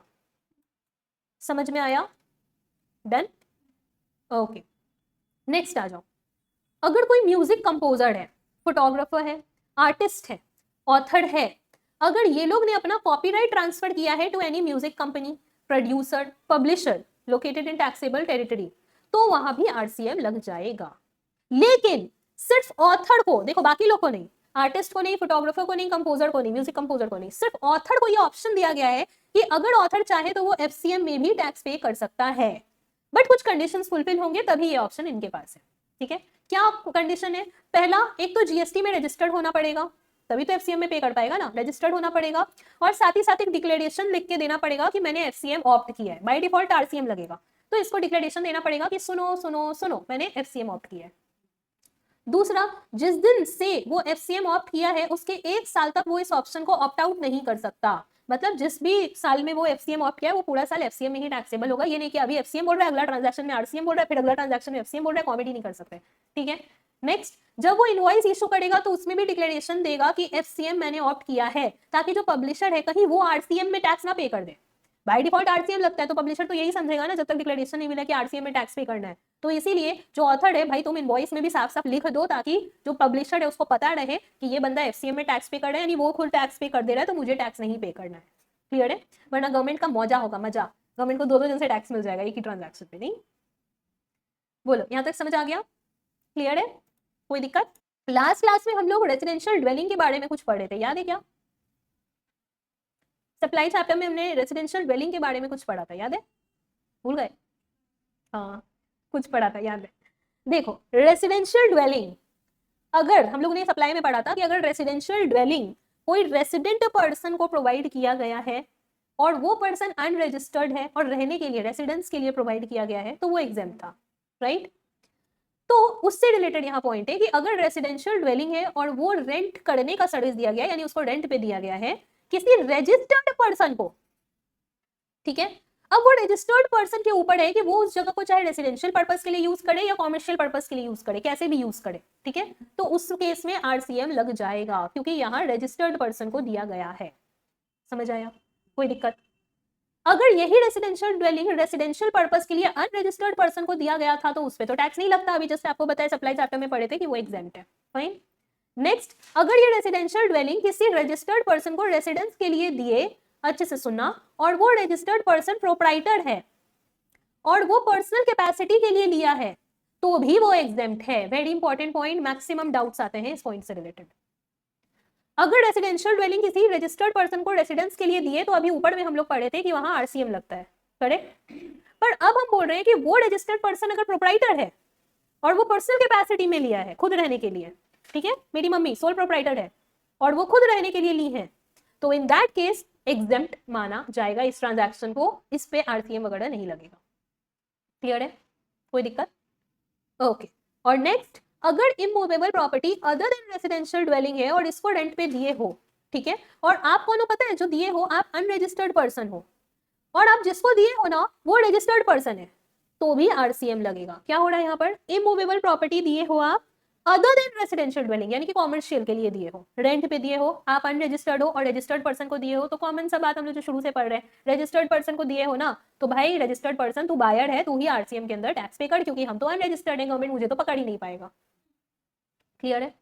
चारों केस समझ आया? दिस वाज द पार्ट जिससे मैक्सिमम डाउट्स आते हैं, ठीक है।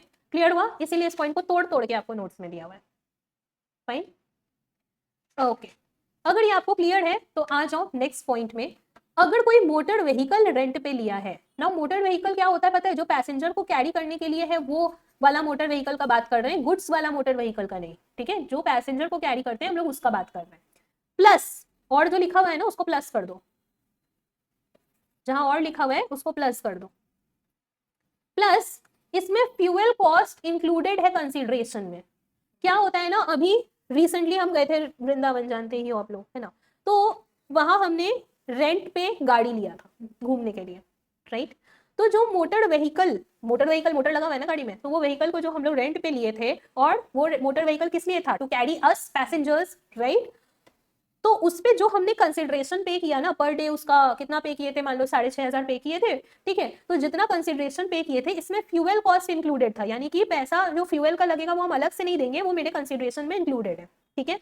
तो उस केस में इस ट्रांजैक्शन पे एफसीएम लगेगा या आरसीएम लगेगा वो अभी हम आपको समझाएंगे। समझ आ गया? तो देखो एक चार्ट बनाया हुआ है नेक्स्ट पेज में, फॉलो करो।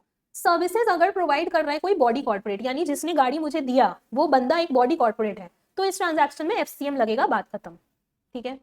पर जो मुझे गाड़ी दिया वो अगर अदर देन बॉडी कॉर्पोरेट है, तब देखेंगे कि हम कौन है। अगर हम बॉडी कॉर्पोरेट हैं, ठीक है, तो सप्लायर यानी जिसने मुझे गाड़ी दिया है उसके पास ऑप्शन है, या तो वो एफसीएम में टैक्स पे करे एट द रेट ऑफ 12%, या तो वो आरसीएम में टैक्स पड़े एट द रेट ऑफ 5%, पे करे एट द रेट ऑफ 5%, ठीक है। और अगर हम अदर देन बॉडी कॉर्पोरेट है, जो कि हम है ना, अदर देन बॉडी कॉर्पोरेट ही तो है, हम इंडिविजुअल है, राइट, तो इन दैट केस एफसीएम लग जाएगा। क्लियर है? समझ आ गया? ओके। इससे रिलेटेड दो पॉइंट है। Renting of motor vehicle and passenger transport service अलग अलग बात होता है, ठीक है। रेंटिंग में क्या होता है ना, रूट, टाइम, ये सब रेसिपिएंट डिसाइड करता है। जैसे मेरा वृंदावन का टूर, कहाँ जाना है हम लोगों को, किस दिन, कितना बजे से कितना बजे तक रहना है वहां पर, या कितना बजे निकलेंगे, कितना बजे वापस आएंगे, ये सब हमने डिसाइड किया था, okay. Then in that case उसको हम लोग रेंटिंग बोलते हैं। पर जो पब्लिक बस नहीं होते, जो एक टूर पे, नॉट पब्लिक बस बट बहुत सारे जो ये टूर पैकेजेस में लेके जाते हैं कि हम, वो लोग डिसाइड करते हैं कि हम लोग इतना दिन यहाँ रुकेंगे, इतना देर यहाँ रुकेंगे, फिर बस चल पड़ेगी, इस टाइप से, तो वो वाला इज नॉट रेंटिंग, ठीक है, वो वाला केस यहाँ नहीं आएगा। क्लियर है? और दूसरा, RCM only on motor vehicle renting लगेगा, not on passenger transport service. जैसे हम आपको बताए ना वो जो बस वाला बात है, ठीक है, वो बस वाला बात यहाँ नहीं कवर हो रहा है, यार रेंटिंग ऑफ मोटर व्हीकल मेरा वृंदावन टूर कवर हो रहा है। समझ आ गया? क्लियर है? तो लास्ट डे हम लोगों ने कहा था, पढ़ा था, हमने पढ़ा था आरसीएम के क्या क्या प्रोविजन है उसके बारे में, राइट। अब आगे बढ़ते हैं और एक चीज समझो कि कुछ ऐसा सर्विसेज होता है, कुछ सर्विसेज ऐसा होता है जो सिर्फ इंटरस्टेट सप्लाई होता है, ठीक है। इंटरस्टेट सप्लाई मतलब कुछ ऐसा जो सिर्फ दो स्टेट के बीच में ही ट्रांजैक्शन होगा, इंटरस्टेट, ओके। तो यानी अगर कोई इंटरस्टेट ट्रांजैक्शन है तो आईजीएसटी लगेगा, फर्स्ट चैप्टर से पढ़ रहे हैं। तो आईजीएसटी के अंदर आरसीएम लगेगा क्या, ये नोटिफाई किया गया है कि कब कब, जहां इंटर स्टेट सप्लाई होता है सिर्फ और आईजीएसटी लगता है, वहां आरसीएम कब लगेगा। और आरसीएम मतलब क्या, बायर को टैक्स पे करना, राइट। कब कब ऐसा होगा, पहला, सर्विसेज ऐसे पर्सन के द्वारा जो आउट ऑफ इंडिया बैठा है, ठीक है, और सर्विसेज दे रहा है टू किसको, इंडिया में बैठा हुआ पर्सन को, तब आरसीएम लगेगा। वेरी कॉमन सा चीज समझो, आप इंडिया में रहते हो, आप किसी ऐसे पर्सन से सर्विसेज ले रहे हो जो इंडिया के बाहर है, ठीक है, तो यहाँ आईजीएसटी लगेगा ऑब्वियसली इस पर्टिकुलर ट्रांजैक्शन पे, करेक्ट। अब इंडिया के बाहर वाला बंदा आपको सर्विस दिया, आप उसको पैसा दोगे, सप्लाई है, आप इंपोर्ट ऑफ सर्विस कर रहे हो, सप्लाई है, इस पे आईजीएसटी लगेगा और इस पे टैक्स आरसीएम में पे होगा, यानी आप बायर हो तो आपको गवर्नमेंट को टैक्स पे करना पड़ेगा। कॉमन सा बात भी है, जो इंडिया के बाहर बैठा पर्सन है, गवर्नमेंट उसको पकड़ेगी कैसे कि तू टैक्स भर, राइट। तो यहाँ आरसीएम एप्लीकेबल होता है, समझ आया। अगर इंडिया में बैठा पर्सन सर्विस ले रहा है, अगर वो नॉन टैक्सेबल ऑनलाइन रेसिपिएंट है, तब वहां आरसीएम नहीं लगेगा। अभी हम आपको बोले कोई भी ट्रांजैक्शन जो इंडिया में बैठा हुआ पर्सन, अगर जो इंडिया में बैठा हुआ पर्सन बायर है और वो सर्विसेज ले रहा है इंडिया के बाहर किसी से भी, तो वहां आरसीएम लगेगा। लेकिन लेकिन लेकिन अगर इंडिया में बैठा हुआ पर्सन सर्विस ले रहा है और वो नॉन टैक्सेबल ऑनलाइन रेसिपिएंट है, तब आरसीएम नहीं लगेगा। Yes, unregistered, right, non taxable, वो नॉन टैक्सेबल है और ऑनलाइन रेसिपिएंट है। अब ये नॉन टैक्सेबल ऑनलाइन रेसिपिएंट है मतलब एग्जैक्टली क्या हुआ, जैसा अभी बोले एनी अनरजिस्टर्ड पर्सन, ठीक है। बट बात यहाँ खत्म नहीं होती है, आगे समझो। अनरजिस्टर्ड पर्सन जो OIDAR यानी कि online information database access and retrieval services, ये वाला जो सर्विसेज ले रहा है, जैसे एग्जांपल नेटफ्लिक्स देखते हो आप लोग, हाँ और करोगे क्या, पढ़ाई लिखाई तो होता नहीं है ना एकदम अच्छा अभी तो हाँ बोल रहे थे आप लोग नेटफ्लिक्स देखते हो अपने फ्री टाइम में, है ना, ओके। तो नेटफ्लिक्स का जो सब्सक्रिप्शन आप ले रखे हो तभी देखते हो ना, हाँ अच्छा वो तो अब नहीं बोलेगा, हाँ तो बोलेगा नहीं। नेटफ्लिक्स का सब्सक्रिप्शन ले रखा है, यस, पूनम हाँ बोलिए, हाँ लिया है ये देखो नेटफ्लिक्स का सब्सक्रिप्शन लिया हुआ है, तो गवर्नमेंट जो है ना OIDAR सर्विसेज प्रोवाइडर यानी कि जो आपका नेटफ्लिक्स कंपनी है उससे टैक्स मांगेगा, ना कि आपसे। उस केस में फॉरवर्ड चार्ज मैकेनिज्म लगेगा। आपने नेटफ्लिक्स का सब्सक्रिप्शन लिया, सर्विसेज कौन दे रहा है, नेटफ्लिक्स कंपनी दे रही है, किसको, आपको दे रही है, right, you are the buyer, Netflix company is a seller, correct. तो इस केस में ये नेटफ्लिक्स का जो काम है ये कहलाता है OIDAR यानी कि online information database access and retrieval services. ये वाला काम अगर कोई करता है तो उस केस में आपसे पैसा नहीं मांगेगी गवर्नमेंट उस नेटफ्लिक्स कंपनी को बोलेगी तुम एफसीएम में टैक्स भरो मेरे को, एफसीएम में फॉरवर्ड चार्ज मैकेनिज्म, ठीक है, क्योंकि अगर आप टैक्स भरते तो आरसीएम लग रहा है ना, तो आरसीएम नहीं लगेगा, इस केस में एफसीएम लगेगा, क्लियर है। अगर आप एक कंपनी है, ठीक है, अगर आप एक कंपनी है और आप जो है वो डेटा स्टोर करने के लिए क्लाउड स्टोरेज आपको चाहिए, ठीक है, आपको कोई भी काम अगर करता है तो आप देखते होगे आप लोगों का नॉर्मल जो गूगल का स्पेस है वो भी फुल हो जाता होगा, है ना। तो ऑब्वियसली अगर कोई कंपनी है और उसको डेटा स्टोर करने के लिए क्लाउड स्टोरेज चाहिए, ठीक है, तो Google out of India service provide कर रहा है यहाँ पे, करेक्ट, गूगल से ही लोगे ना, और कहां से लोगे, तो गूगल से लोगे। तो गूगल क्या कर रहा है, आउट ऑफ इंडिया अपना सर्विसेज प्रोवाइड कर रहा है, किसको कर रहा है, आपको कर रहा है, आप कहाँ हो, इंडिया में हो, राइट। लेकिन आप जो हो ना वो नॉन टैक्सेबल ऑनलाइन रेसिपिएंट हो, एक मिनट, आप नॉन टैक्सेबल ऑनलाइन रेसिपिएंट हो, यानी कि आप रजिस्टर्ड हो, ठीक है, आप not a non taxable online recipient हो, यानी कि आप रजिस्टर्ड हो, ठीक है। तो उस केस में जीएसटी आपको पे करना पड़ेगा अंडर आरसीएम, क्लियर है। तो अगर आप अनरजिस्टर्ड हो तो सिंपल सा बात है, अगर आप अनरजिस्टर्ड हो तो वहां पे एफसीएम लगेगा, और अगर आप रजिस्टर्ड हो तो वहां पर आरसीएम लगेगा, क्लियर है, फाइन। अगर कोई पर्सन रजिस्टर्ड है जस्ट टीडीएस काटने के लिए, जैसा हम लोग लास्ट ईयर से समझते आ रहे हैं, करेक्ट, कि अगर बहुत सारी क्या होती है गवर्नमेंट कंपनी जो टीडीएस काटने के लिए ही बनी हुई होती है, तो अगर वैसे कोई सर्विसेज ले रहे हैं तो उसको अनरजिस्टर्ड पर्सन ही माना जाएगा for non taxable online recipient, और अनरजिस्टर्ड माना जाएगा तो टैक्स कैसे लगेगा, एफसीएम में लगेगा, समझ आ गया, क्लियर है, ओके। नेक्स्ट पॉइंट आ जाओ, पॉइंट नंबर 6 देखो, बॉडी कॉर्पोरेट मतलब क्या होता है। कल हम लोग इतना कुछ पढ़े तो उसमें बहुत बार बॉडी कॉर्पोरेट वर्ड आया था, है ना, तो एग्जैक्टली ये बॉडी कॉर्पोरेट वर्ड का मतलब क्या होता है ये समझना जरूरी है। तो बॉडी कॉर्पोरेट मतलब होता है कोई भी इनकॉर्पोरेटेड एंटिटी, ठीक है, जिसका अपना खुद का आज के डेट में एग्जिस्टेंस है, कोई भी एंटिटी जो इनकॉर्पोरेट हो गई है जिसका खुद का एग्जिस्टेंस है, जैसे कि एलएलपी हो सकता है, कंपनी हो सकता है, फॉरेन कंपनी हो सकता है, ठीक है, फॉरेन कंपनी मतलब company incorporated outside India, okay. बस बॉडी कॉर्पोरेट में एक चीज नहीं आएगा, वो है कोऑपरेटिव सोसाइटी, क्लियर। आगे एलएलपी मतलब क्या होता है, एलएलपी अगर जहां जहां ये वर्ड यूज हुआ है ना एलएलपी, तो समझ जाना कि पार्टनरशिप फर्म ही वहां यूज हुआ है, मतलब जहां भी एलएलपी शब्द यूज किया गया है कि ये पर्टिकुलर एलएलपी सर्विस प्रोवाइड कर रहा है, जो भी हम लोग पढ़े हैं केस, तो वहां अगर एलएलपी वर्ड यूज हुआ है तो समझ जाना कि वहां पार्टनरशिप फर्म भी इंक्लूडेड है, ठीक है, LLP and partnership firm and vice versa. लेकिन अगर बॉडी कॉर्पोरेट, अब देखो लॉ पढ़ा रहे थे तो हम आपको बताए थे कि बॉडी कॉर्पोरेट में एलएलपी आता है, चैप्टर 7 जब हम लोग कर रहे थे, ये चैप्टर 10 जब हम लोग कर रहे थे लॉ का, ठीक है, तो हम आपको बताते हैं बॉडी कॉर्पोरेट में एलएलपी आता है, करेक्ट। तो हम अभी क्या बोले, उस समय बोले थे कि बॉडी कॉर्पोरेट में एलएलपी आता है, और अभी आपको बोल रहे हैं जहां एलएलपी सुनोगे वहां समझ जाना पार्टनरशिप फर्म भी आता है। तो क्या इसका ये मतलब हो गया कि जहां बॉडी कॉर्पोरेट रहेगा वहां पार्टनरशिप फर्म भी रहेगा? The answer is no. Body corporate जहां वर्ड यूज हो रहा है, बॉडी कॉर्पोरेट के अंदर एलएलपी आएगा लेकिन पार्टनरशिप फर्म नहीं आएगा, ठीक है। बट अगर LLP वर्ड कहीं यूज हुआ है तो समझ जाना पार्टनरशिप फर्म भी है। समझ गए? कोई दिक्कत? ओके, आ जाओ नेक्स्ट, नंबर 7, पॉइंट नंबर 7। जब RCM लगता है तो कंप्लायंस का पूरा बर्डन किस पे हो जाएगा? रेसिपिएंट पे हो जाएगा ऑब्वियसली, है ना। लेकिन इनवॉइस कौन इशू करेगा? ये तो हम लोग समझ गए कि RCM के केस में जो रेसिपिएंट यानी जो बायर है वो टैक्स पे करेगा, करेक्ट। तो इनवॉइस कौन बनाएगा यहाँ पर? यही समझना है आपको कि अगर सप्लायर रजिस्टर्ड है अंडर GST तो इनवॉइस सप्लायर बनाएगा, बात खत्म। अगर सप्लायर रजिस्टर्ड नहीं है तो रेसिपिएंट को इनवॉइस इशू करना होगा, जिसको हम लोग सेल्फ इनवॉइसिंग भी बोलते हैं। मतलब तुम ही बायर और तुम ही इनवॉइस बना रहे हो, तो तुम अपने आप को ही इनवॉइस इशू कर रहे हो ना, राइट। तो वही हो जाएगा, ठीक है, कोई दिक्कत। नेक्स्ट पॉइंट, अगर कोई सप्लायर सारा ही ऐसा गुड्स एंड सर्विसेज प्रोवाइड करता है जिसपे RCM लगता हो तो उसको तो टैक्स पे करना ही नहीं है ना, क्योंकि सारा टैक्स पे करने का बर्डन तो बायर के ऊपर है। और वो ऐसा कुछ सप्लाई ही नहीं कर रहा है जिसपे SCM लगे, सब कुछ ऐसा सप्लाई कर रहा है जिसपे RCM लग रहा है। तो क्या उसको रजिस्ट्रेशन लेने की जरूरत है?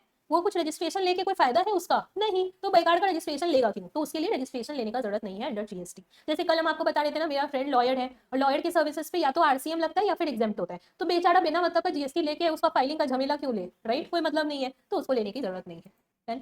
आगे, अगर कोई पर्सन रजिस्टर्ड नहीं है लेकिन RCM के अंदर उसका लायबिलिटी आ रहा है तो उसको रजिस्ट्रेशन लेना पड़ेगा कंपल्सरीली, चाहे उसका टर्नओवर क्रॉस होता हो चाहे ना होता हो। किसी के ऊपर अगर RCM के अकॉर्डिंग टैक्स लायबिलिटी बन रहा है और वो पर्सन रजिस्टर्ड नहीं है तो उसको रजिस्ट्रेशन लेना पड़ेगा और टैक्स पे करना पड़ेगा। Clear? This was all about your entire RCM की कौन टैक्स पे करेगा। फाइन। अब शुरू करने वाले हम लोग next section, very very very important section, जो आपका सेक्शन 10 है और पॉइंट नंबर भी 10 है हमारे नोट्स का, कॉम्पोजिशन लेवी स्कीम। बहुत इंपॉर्टेंट बात, अच्छे से समझते हुए जाना, बहुत इंटरेस्टिंग पार्ट है, ठीक है। अगर टर्नओवर क्रॉस करता है किसी भी पर्सन का 10 लाख, 20 लाख या 40 लाख, अब हम आपको कल बताए थे कि 10 लाख कब होगा, 20 लाख कब होगा, 40 लाख कब होगा, वो हम आपको रजिस्ट्रेशन चैप्टर के साथ बताएंगे, ठीक है। Yes yes, yearly.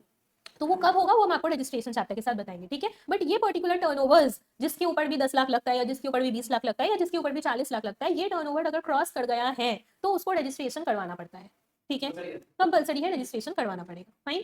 बहुत सारे कंप्लायंसेस आ जाते हैं रजिस्ट्रेशन कराते ही।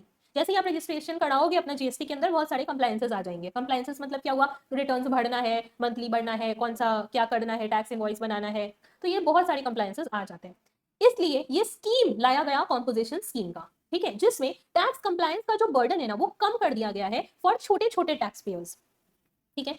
ये जो स्कीम है ना ये कंपलसरी नहीं है, ये वॉलेंटरी है। मतलब आप चाहो तो ये स्कीम लो, आप चाहो तो ये स्कीम ना लो, ये आपके ऊपर है। This is voluntary, this is not mandatory, ठीक है। नाउ ये वाला स्कीम किस लिए लाया गया? छोटे छोटे टैक्स पेयर्स का कंप्लायंस बर्डन कम करने के लिए। फाइन। अब जैसे आप लोगों को तो अपना कुछ काम करना है, राइट। तो अपनी पूनम जो है वो ज्वेलरी का दुकान खोली थी, जस्ट अभी अभी शॉप ओपन ही की है। फाइन। अब अभी अभी शॉप ओपन की है और रजिस्ट्रेशन ले लेती है, तो ऐसे ही बेचारी के पास इतना बर्डन है कि शॉप को भी चलाना है, सारा इन्वेस्टमेंट्स एंड एवरीथिंग देखना है, planning, marketing, everything she has to look for, और इधर अपना GST का कंप्लायंसेस भी देखना है, राइट। तो ये जो कंप्लायंस का इतना बर्डन है ना ये रिड्यूस कर दिया गया है अंडर कॉम्पोजिशन स्कीम। तो पूनम चाहे तो कॉम्पोजिशन स्कीम ऑप्ट कर सकती है। क्लियर है? अब इज शी एलिजिबल, ये भी तो देखना पड़ेगा, राइट। तो आ जाओ सेकंड पॉइंट। सबसे पहले यहाँ सेक्शन नंबर याद करना है, ठीक है। सबसे पहले आया है आपका section number 10 subsection 1 and section number 10 subsection 2, ठीक है। दोनों सेक्शन एक ही स्कीम का बात करता है, इसीलिए दो अलग अलग सेक्शन है, ऐसा मत समझना जहां 10(1) का बात आएगा वहां 10(2) ही आ रहा है, यही समझ जाना, ओके। दोनों एक ही बात करता है। ये स्कीम उनके लिए है जो या तो सप्लायर ऑफ गुड्स है, चाहे ट्रेडर हो चाहे मैन्युफैक्चरर हो, ठीक है। क्या है? सप्लायर ऑफ गुड्स है। अब वो गुड्स का सप्लायर चाहे वो ट्रेडिंग करता हो या फिर मैन्युफैक्चरिंग करता हो, कोई भी वो चलेगा, ओके। या फिर अगर वो रेस्टोरेंट सर्विसेज प्रोवाइड करता है तो उसके लिए भी ये स्कीम है। ये स्कीम किसके लिए है? अगर कोई गुड्स सप्लाई कर रहा है चाहे वो ट्रेडर हो या मैन्युफैक्चरर, उसके लिए है। और दूसरा किसके लिए है रोहित? रेस्टोरेंट सर्विसेज जो प्रोवाइड कर रहा है उसके लिए। क्लियर? थर्ड पॉइंट अब अच्छे से याद रखना, अगर ये सप्लायर, क्वेश्चन है बोलो, तो थर्ड पॉइंट, अगर ये सप्लायर ऑफ गुड्स या जो रेस्टोरेंट सर्विस प्रोवाइडर है उसका एग्रीगेट टर्नओवर 1.5 CR से एक्सीड नहीं करता है प्रीसीडिंग फाइनेंशियल ईयर में, तो वो इस साल कॉम्पोजिशन स्कीम ऑप्ट कर सकता है। पापा को जाके बोलने वाले थे पूनम अभी, ठीक है। तो पहले पापा से टर्नओवर पूछ लेना तभी आगे कुछ बोलना, ठीक है। तो सप्लायर ऑफ गुड्स अगर है या फिर अगर रेस्टोरेंट सर्विस प्रोवाइडर है और उसका टर्नओवर 1.5 करोड़ से एक्सीड नहीं करता है, यानी विद इन 1.5 करोड़ है, अप टू 1.5 करोड़ है, कब? प्रीसीडिंग फाइनेंशियल ईयर, पिछले फाइनेंशियल ईयर में, ठीक है। तब इस साल वो कॉम्पोजिशन स्कीम ऑप्ट कर सकता है। यानी पिछले फाइनेंशियल ईयर का टर्नओवर देखा जाएगा कि कितना था। अगर वो 1.5 करोड़ के अंदर अंदर है, अप टू 1.5 CR है, तो कोई दिक्कत नहीं है, इस साल आप कॉम्पोजिशन स्कीम ऑप्ट कर सकते हैं, ठीक है। बट मान लो आपने इस साल ही बिजनेस शुरू किया है नया नया, तो पिछले साल का टर्नओवर तो कुछ है नहीं, तो जीरो है, तो क्या इस साल कॉम्पोजिशन स्कीम ऑप्ट कर सकते हो? कर सकते हो। पिछले साल तो कुछ टर्नओवर था नहीं तो उसको जीरो मानेंगे, तो इस साल ऑप्ट कर सकते हो। ठीक है, तो अगर आप कॉम्पोजिशन स्कीम ऑप्ट करते हो ना, तो इस स्कीम के अंदर आपको टैक्स जो है वो एक स्पेसिफाइड रेट से पे करना होता है। ठीक है, आपको याद होगा हम लोग डीटी में जब पीजीबीपी चैप्टर कर रहे थे तो हम लोगों ने सेक्शन 44 एडी पढ़ा था, राइट, 44 एडी ए पढ़ा था। तो उसमें हम आपको बताए थे कि वो जो भी ऑप्ट करता है उसके लिए भी एक रेट फिक्स है कि इतना रेट पे आपको इतना आपका इनकम जो होगा उसमें इतना परसेंट हम आपका इनकम मान के उस पर टैक्स ले लेंगे, राइट। तो एक स्पेसिफाइड रेट था वहां भी। वैसे ही जीएसटी के अंदर कॉम्पोजिशन स्कीम के अंदर भी रेट फिक्स कर दिया है। जो भी बंदा कॉम्पोजिशन स्कीम ऑप्ट करता है उसके लिए अलग अलग रेट नहीं है, सबके लिए एक ही फिक्स रेट है। कॉम्पोजिशन स्कीम जो भी ऑप्ट करेगा वो इस पर्टिकुलर रेट से टैक्स पे करेगा। ठीक है, अब वो रेट क्या है आगे बताएंगे भाई। तो देखो ये स्पेसिफाइड रेट कंसेशनल रेट होता है। ऑब्वियसली कंसेशनल रेट होगा ना, क्योंकि आपका तो टैक्स बर्डन कम करना है, आपका कंप्लायंस बर्डन कम करना है, इसीलिए तो कॉम्पोजिशन स्कीम दे रहा है ना। तो जहां पे नॉर्मल केस में अगर 5% ले रहा है या फिर मान लो 18% ले रहा है, तो ऑब्वियसली यहाँ कॉम्पोजिशन स्कीम में उससे तो कम होगा। इसीलिए अगर उससे कम है तो उसका नाम क्या होगा, कंसेशनल रेट, सिंपल, राइट। ये limit of 1.5 CR is 75 lakhs in case of special category states. अब कुछ स्टेट आपके स्पेशल कैटेगरी स्टेट्स होते हैं, उन सब स्टेट के लिए अगर उन सब स्टेट के अंदर आप ये बिजनेस कर रहे हो या फिर रेस्टोरेंट सर्विसेज दे रहे हो, तो वहां पर आपका जो टर्नओवर है वो 1.5 CR नहीं देखा जाएगा, उसका आधा 75 lakhs देखा जाएगा। ठीक है, कौन कौन से ऐसे स्टेट के लिए आपको 75 लाख टर्नओवर देखना है? पहला अरुणाचल प्रदेश, दूसरा मणिपुर, मिजोरम, मेघालय, सिक्किम, त्रिपुरा, उत्तराखंड एंड नागालैंड। इसका कीवर्ड है तुम, TUM, तुम सनम बोलते हैं ना हम लोग, तो सनम का एक खा जाओ, ठीक है, एक का वो M स्क्वायर हो गया। ठीक है, तो तुम सनम, सनम का एक ऊपर M स्क्वायर हो जाएगा, यानी 2 M है। ठीक है, तो T से क्या हो गया त्रिपुरा, U से हो गया उत्तराखंड, M से हो गया आपका मेघालय, S से हो गया सिक्किम, A से हो गया अरुणाचल प्रदेश, N से हो गया नागालैंड और 2 M जो बचा उससे मणिपुर एंड मिजोरम। नहीं, फिर वो कीवर्ड बैठ नहीं रहा था ठीक है, तू हो जाता फिर, मतलब थोड़ा सा प्यार से बोलने से तुम ज्यादा बेटर है ना, तू बोलने से तो थोड़ा सा स्ट्रिक्ट लगता है ना, इसीलिए। ठीक है, तो इन स्टेटों में 75% तक रहना होगा, परसेंट नहीं, लैक्स, 75 lakhs टर्नओवर देखा जाएगा। अगर 75 lakhs तक है टर्नओवर आपका और इन सब स्टेट्स में आप काम कर रहे हो, बिजनेस कर रहे हो, गुड सप्लाई कर रहे हो या सर्विसेज दे रहे हो, रेस्टोरेंट सर्विसेज, और इन सब स्टेट्स में आप काम कर रहे हो और आपका टर्नओवर 75 lakhs तक है, तो आप कॉम्पोजिशन स्कीम ऑप्ट कर सकते हैं। ठीक है, और टर्नओवर कौन से साल का देख रहे हैं, प्रीसीडिंग फाइनेंशियल ईयर। क्लियर, कोई दिक्कत? पहले केस में पढ़ रहे तो 1.5 होने से दे सकते हैं। हाँ, कुछ सिटी उसमें 4%। राइट, ये सब स्टेट का नाम आपको याद रखना पड़ेगा कि कौन सा स्पेशल कैटेगरी स्टेट है, इसीलिए कीवर्ड है, कीवर्ड याद रखना। और ये पर्टिकुलर स्टेट्स जो है इसके अंदर 75 lakhs आपका टर्नओवर लिमिट है। एग्जाम में आपको ये नहीं दिया रहेगा कि वो स्पेशल कैटेगरी स्टेट है कि नहीं, आपको सिर्फ स्टेट का नाम दिया रहेगा। आपको ये याद रखना है कि ये particular state special category state तुम सनम के अंदर आता है कि नहीं। क्लियर है, आगे बढ़े, आ जाओ नेक्स्ट पॉइंट नंबर 4। बाकी सर्विसेज वाले क्या किए पता है, रोने लगे जोर जोर से। ठीक है, रोने लगे, पता है क्यों? ये लोग बोले ये क्या, रेस्टोरेंट सर्विस वाले को तो आपने कॉम्पोजिशन स्कीम का दे दिया छूट लेने के लिए, हमारा क्या, रोहित बोल रहा था मेडिसिन सर्विसेज कोई देता है तो, ठीक है, मतलब मेडिकल सर्विसेज से रिलेटेड, तो बाकी सर्विसेज वाले रो रहे हैं, बोल रहे हैं क्या restaurant services composition scheme opt कर सकता है, हमारा क्या होगा, कालिया, राइट। तो वो रो रहे थे, तो गवर्नमेंट बोला रो मत, रो मत, हम तुम्हारे लिए भी कुछ लेकर आए हैं। क्या लेकर आया है? उनके लिए लाया गया composition scheme under section 10(2)(a), section 10 subsection 2A, ये याद रखना है। ठीक है, यानी जो लोग सेक्शन 10(1) या 10(2) ऑप्ट नहीं कर सकते वो लोग सेक्शन 10(2)(a) ऑप्ट कर सकते हैं। अब 10(2)(a) क्या बोलता है? ये बोलता है कि अगर तुम्हारा aggregate turnover preceding financial year का 50 लाख से एक्सीड नहीं करता है तो तुम फिर ठीक है कॉम्पोजिशन स्कीम ऑप्ट कर सकते हो। क्लियर है? तो पहले हमने पढ़ा 10(1) एंड 10(2). 10(1) एंड 10(2) में क्या पढ़े हम लोग कि आप कॉम्पोजिशन स्कीम ऑप्ट कर सकते हो अगर आपका प्रीसीडिंग फाइनेंशियल ईयर का टर्नओवर 1.5 करोड़ तक है, उससे एक्सीड नहीं करता है तो। अगर आप स्पेशल कैटेगरी से तुम सनम के अंदर काम करते हो तो उसमें आपका यही टर्नओवर 75 लाख हो जाएगा। अगर विद इन दिस लिमिट है तो आप कॉम्पोजिशन स्कीम ऑप्ट कर सकते हो। कौन कौन कर सकता था? नहीं, कौन कौन ऑप्ट कर सकता था कॉम्पोजिशन स्कीम आपका? एक तो गुड्स, हाँ, गुड्स का ट्रेडर या मैन्युफैक्चरर या फिर सर्विसेज, रेस्टोरेंट सर्विसेज का सप्लायर, करेक्ट। तो अब बाकी इन तीनों को छोड़ के जो बाकी सर्विसेज प्रोवाइडर है, not goods provider, services provider जो है वो होने लग गए, तो उनके लिए बनाया गया 10(2)(a। और 10(2)(a) में बोला कि सुन भाई, अगर तेरा प्रीसीडिंग फाइनेंशियल ईयर में टर्नओवर 50 लाख तक है, ठीक है, तो तू भी आजा कॉम्पोजिशन स्कीम ऑप्ट कर ले। क्लियर है? आगे माय डियर स्टूडेंट्स, बीच में आपको कोई एक वेरी इंपॉर्टेंट इंफॉर्मेशन देने वाले हैं, थोड़ा सुन लेना। आप जिस किसी भी अटेम्प्ट में एग्जाम दे रहे होगे सीए इंटरमीडिएट का, आपको उस अटेम्प्ट का इंपॉर्टेंट क्वेश्चन उस अटेम्प्ट के 3 मंथ बिफोर आपको हमारे यूट्यूब चैनल पे दिख जाएगा। हम लोग CA, CS, CMA, foundation, inter final सभी का गारंटीड इंपॉर्टेंट क्वेश्चन प्रोवाइड करते हैं, जिसमें एग्जाम में 80% मैच कर जाता है। इसका पूरा गारंटी रहता है 80% के मैच होने का। आप जिस किसी भी अटेम्प्ट में एग्जाम दे रहे होगे, हम आपको ये बता देते हैं कि हम लोग कौन कौन सा सब्जेक्ट यूट्यूब के थ्रू फ्री में इंपॉर्टेंट क्वेश्चन प्रोवाइड करते हैं। सीए फाउंडेशन का अकाउंट्स, सीए इंटरमीडिएट का advance account and financial management और सीए फाइनल का फाइनेंशियल रिपोर्टिंग। ये ऐसा सब्जेक्ट है जिसको हम लोग YouTube पे फ्री में प्रोवाइड करते हैं और रिमेनिंग जो इंपॉर्टेंट क्वेश्चन है उसको हम लोग अपने वेबसाइट के थ्रू प्रोवाइड करते हैं। हम लोग का वेबसाइट का नाम है एलिट सीए, जो कि आपको ऐसे गूगल पर भी मिल जाएगा, और या नहीं तो आप जिस किसी भी अटेम्प्ट में एग्जाम दे रहे हो उस अटेम्प्ट के 3 मंथ बिफोर आप YouTube पे सर्च कर लेना एलिट सीए का YouTube चैनल पे, आपको ये दिखेगा कि वहां पर एडवांस अकाउंट्स का इंपॉर्टेंट क्वेश्चन वीडियो या एफएम का इंपॉर्टेंट क्वेश्चन वीडियो दोनों दिखेगा, और उसी वीडियो के डिस्क्रिप्शन में हम लोग के वेबसाइट का लिंक दिखेगा जिस पर रिमेनिंग जो सब्जेक्ट है, अगर आप सीए इंटरमीडिएट दे रहे हो तो जो सीए इंटरमीडिएट का advance account and financial management के अलावा रिमेनिंग सब्जेक्ट है उसका इंपॉर्टेंट आपको हमारे वेबसाइट पर दिखेगा, जो कि थोड़ा बहुत चार्जेबल रहेगा और वो भी गारंटीड है, और उसमें भी आपको 80% तक एग्जाम में मैच होता हुआ दिखेगा। सभी सब्जेक्ट में, लॉ में थोड़ा ज्यादा मैच करता है। अगर सीए फाइनल में आपके फैमिली में कोई है जान पहचान में तो उनको एफआर का इंपॉर्टेंट क्वेश्चन वीडियो यूट्यूब पर दिखेगा, और रिमेनिंग जो सब्जेक्ट है वो हमारे वेबसाइट पर दिखेगा। गारंटीड है, highly analysed and guaranteed important question है, और सीए फाउंडेशन का अकाउंट्स फ्री में है। रिमेनिंग सब्जेक्ट चार्जेबल है, जो कि हमारे यूट्यूब चैनल हमारे वेबसाइट पर आपको दिखेगा। इसमें 80% के मैच होने का गारंटी है। आप जिस किसी भी अटेम्प्ट में एग्जाम दे रहे होंगे कभी भी उस अटेम्प्ट के 3 मंथ बिफोर आपको हमारे YouTube चैनल पे फ्री सब्जेक्ट, जिसको अभी हम यहाँ पे टिक किए हैं, और जो चार्जेबल सब्जेक्ट है वो हमारे वेबसाइट पर आपको दिखेगा। अब आगे हम आपको बताते हैं कि अगर आपकी फैमिली में कोई सीएमए कर रहे होंगे तो सीएमए का फाउंडेशन जो है उसका इंपॉर्टेंट क्वेश्चन वीडियो में अकाउंट्स यूट्यूब पर फ्री में जाता है। रिमेनिंग सब्जेक्ट चार्जेबल है, जिसका लिंक आपको उसी वीडियो के डिस्क्रिप्शन में दिखेगा। जो यूट्यूब पर है वीडियो उसी के डिस्क्रिप्शन में दिखेगा इंपॉर्टेंट क्वेश्चन वीडियो। आप बोलोगे कि यूट्यूब पर अगर चैनल नहीं ठीक से ढूंढ पाए हम, या इंपॉर्टेंट क्वेश्चन वीडियो एग्जैक्टली नहीं ढूंढ पाए, तो आपको इस नंबर पर 9007746507 पर मेरे को व्हाट्सएप या कॉल कर लेना। कोई भी जो आपका मन करे, आप अपना भाई समझ करके कि हम ये भैया से बात करते हैं, जो आपको जब तक आप वो डिग्री अचीव नहीं कर लेते हो तब तक आपके लाइफ में एक मेंटर का मतलब जो होता है रोल, वो हम लोग प्ले करेंगे, और हम लोग आपको तब तक साथ देंगे जब तक आप वो डिग्री अचीव नहीं कर लेते हो। अगर आप सीए कर रहे हो तो सीए अचीव नहीं कर लेते हो, या सीएमए या सीएस कर रहे हो तो जब तक वो अचीव नहीं कर लेते हो। हम लोग का गाइडेंस और डाउट सॉल्विंग, मेंटरशिप, ये सब पूरा फ्री है। तो आप किसी भी टाइम इस नंबर पर मुझे कॉल या व्हाट्सएप करके अपना डाउट पूछ सकते हो कि कितना इंपॉर्टेंट मैच करेगा, या कैसे यूट्यूब से वो इंपॉर्टेंट क्वेश्चन ढूंढे, या वेबसाइट से आपको लेना है तो कैसे बाय करें, क्या अश्योरेंस है, एवरीथिंग आप इस नंबर पर मेरे से कॉल या व्हाट्सएप पे बात कर सकते हो। और ये दूसरा नंबर है, कृष्णा मैम का नंबर है 8017506379 पर। आप एनी टाइम जब कभी भी अटेम्प्ट दोगे उसके पहले, या जब तक आप सीए बन नहीं जाते हो, सीए से रिलेटेड या सीएमए से रिलेटेड या सीएस से रिलेटेड कोई भी क्वेरी होगा, आप हम लोगों को कॉल या व्हाट्सएप करके पूछ सकते हो।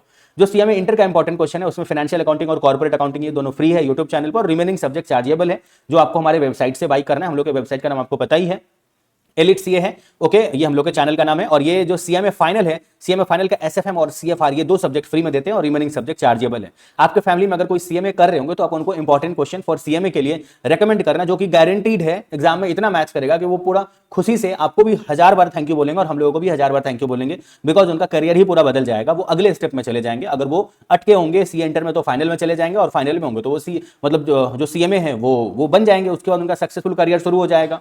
सिमिलरली हम लोग का सीएस का इंपॉर्टेंट क्वेश्चन में जेआईजीएल और सीएमएसएल ये 2 फ्री है। रिमेनिंग सब्जेक्ट चार्जेबल है। जो सीएस प्रोफेशनल है इसमें जो है वो ईएसजी सब्जेक्ट फ्री है, और रिमेनिंग सब्जेक्ट चार्जेबल। ओके, एक और बात आपको बता दें कि हम लोग क्लासेस भी प्रोवाइड करते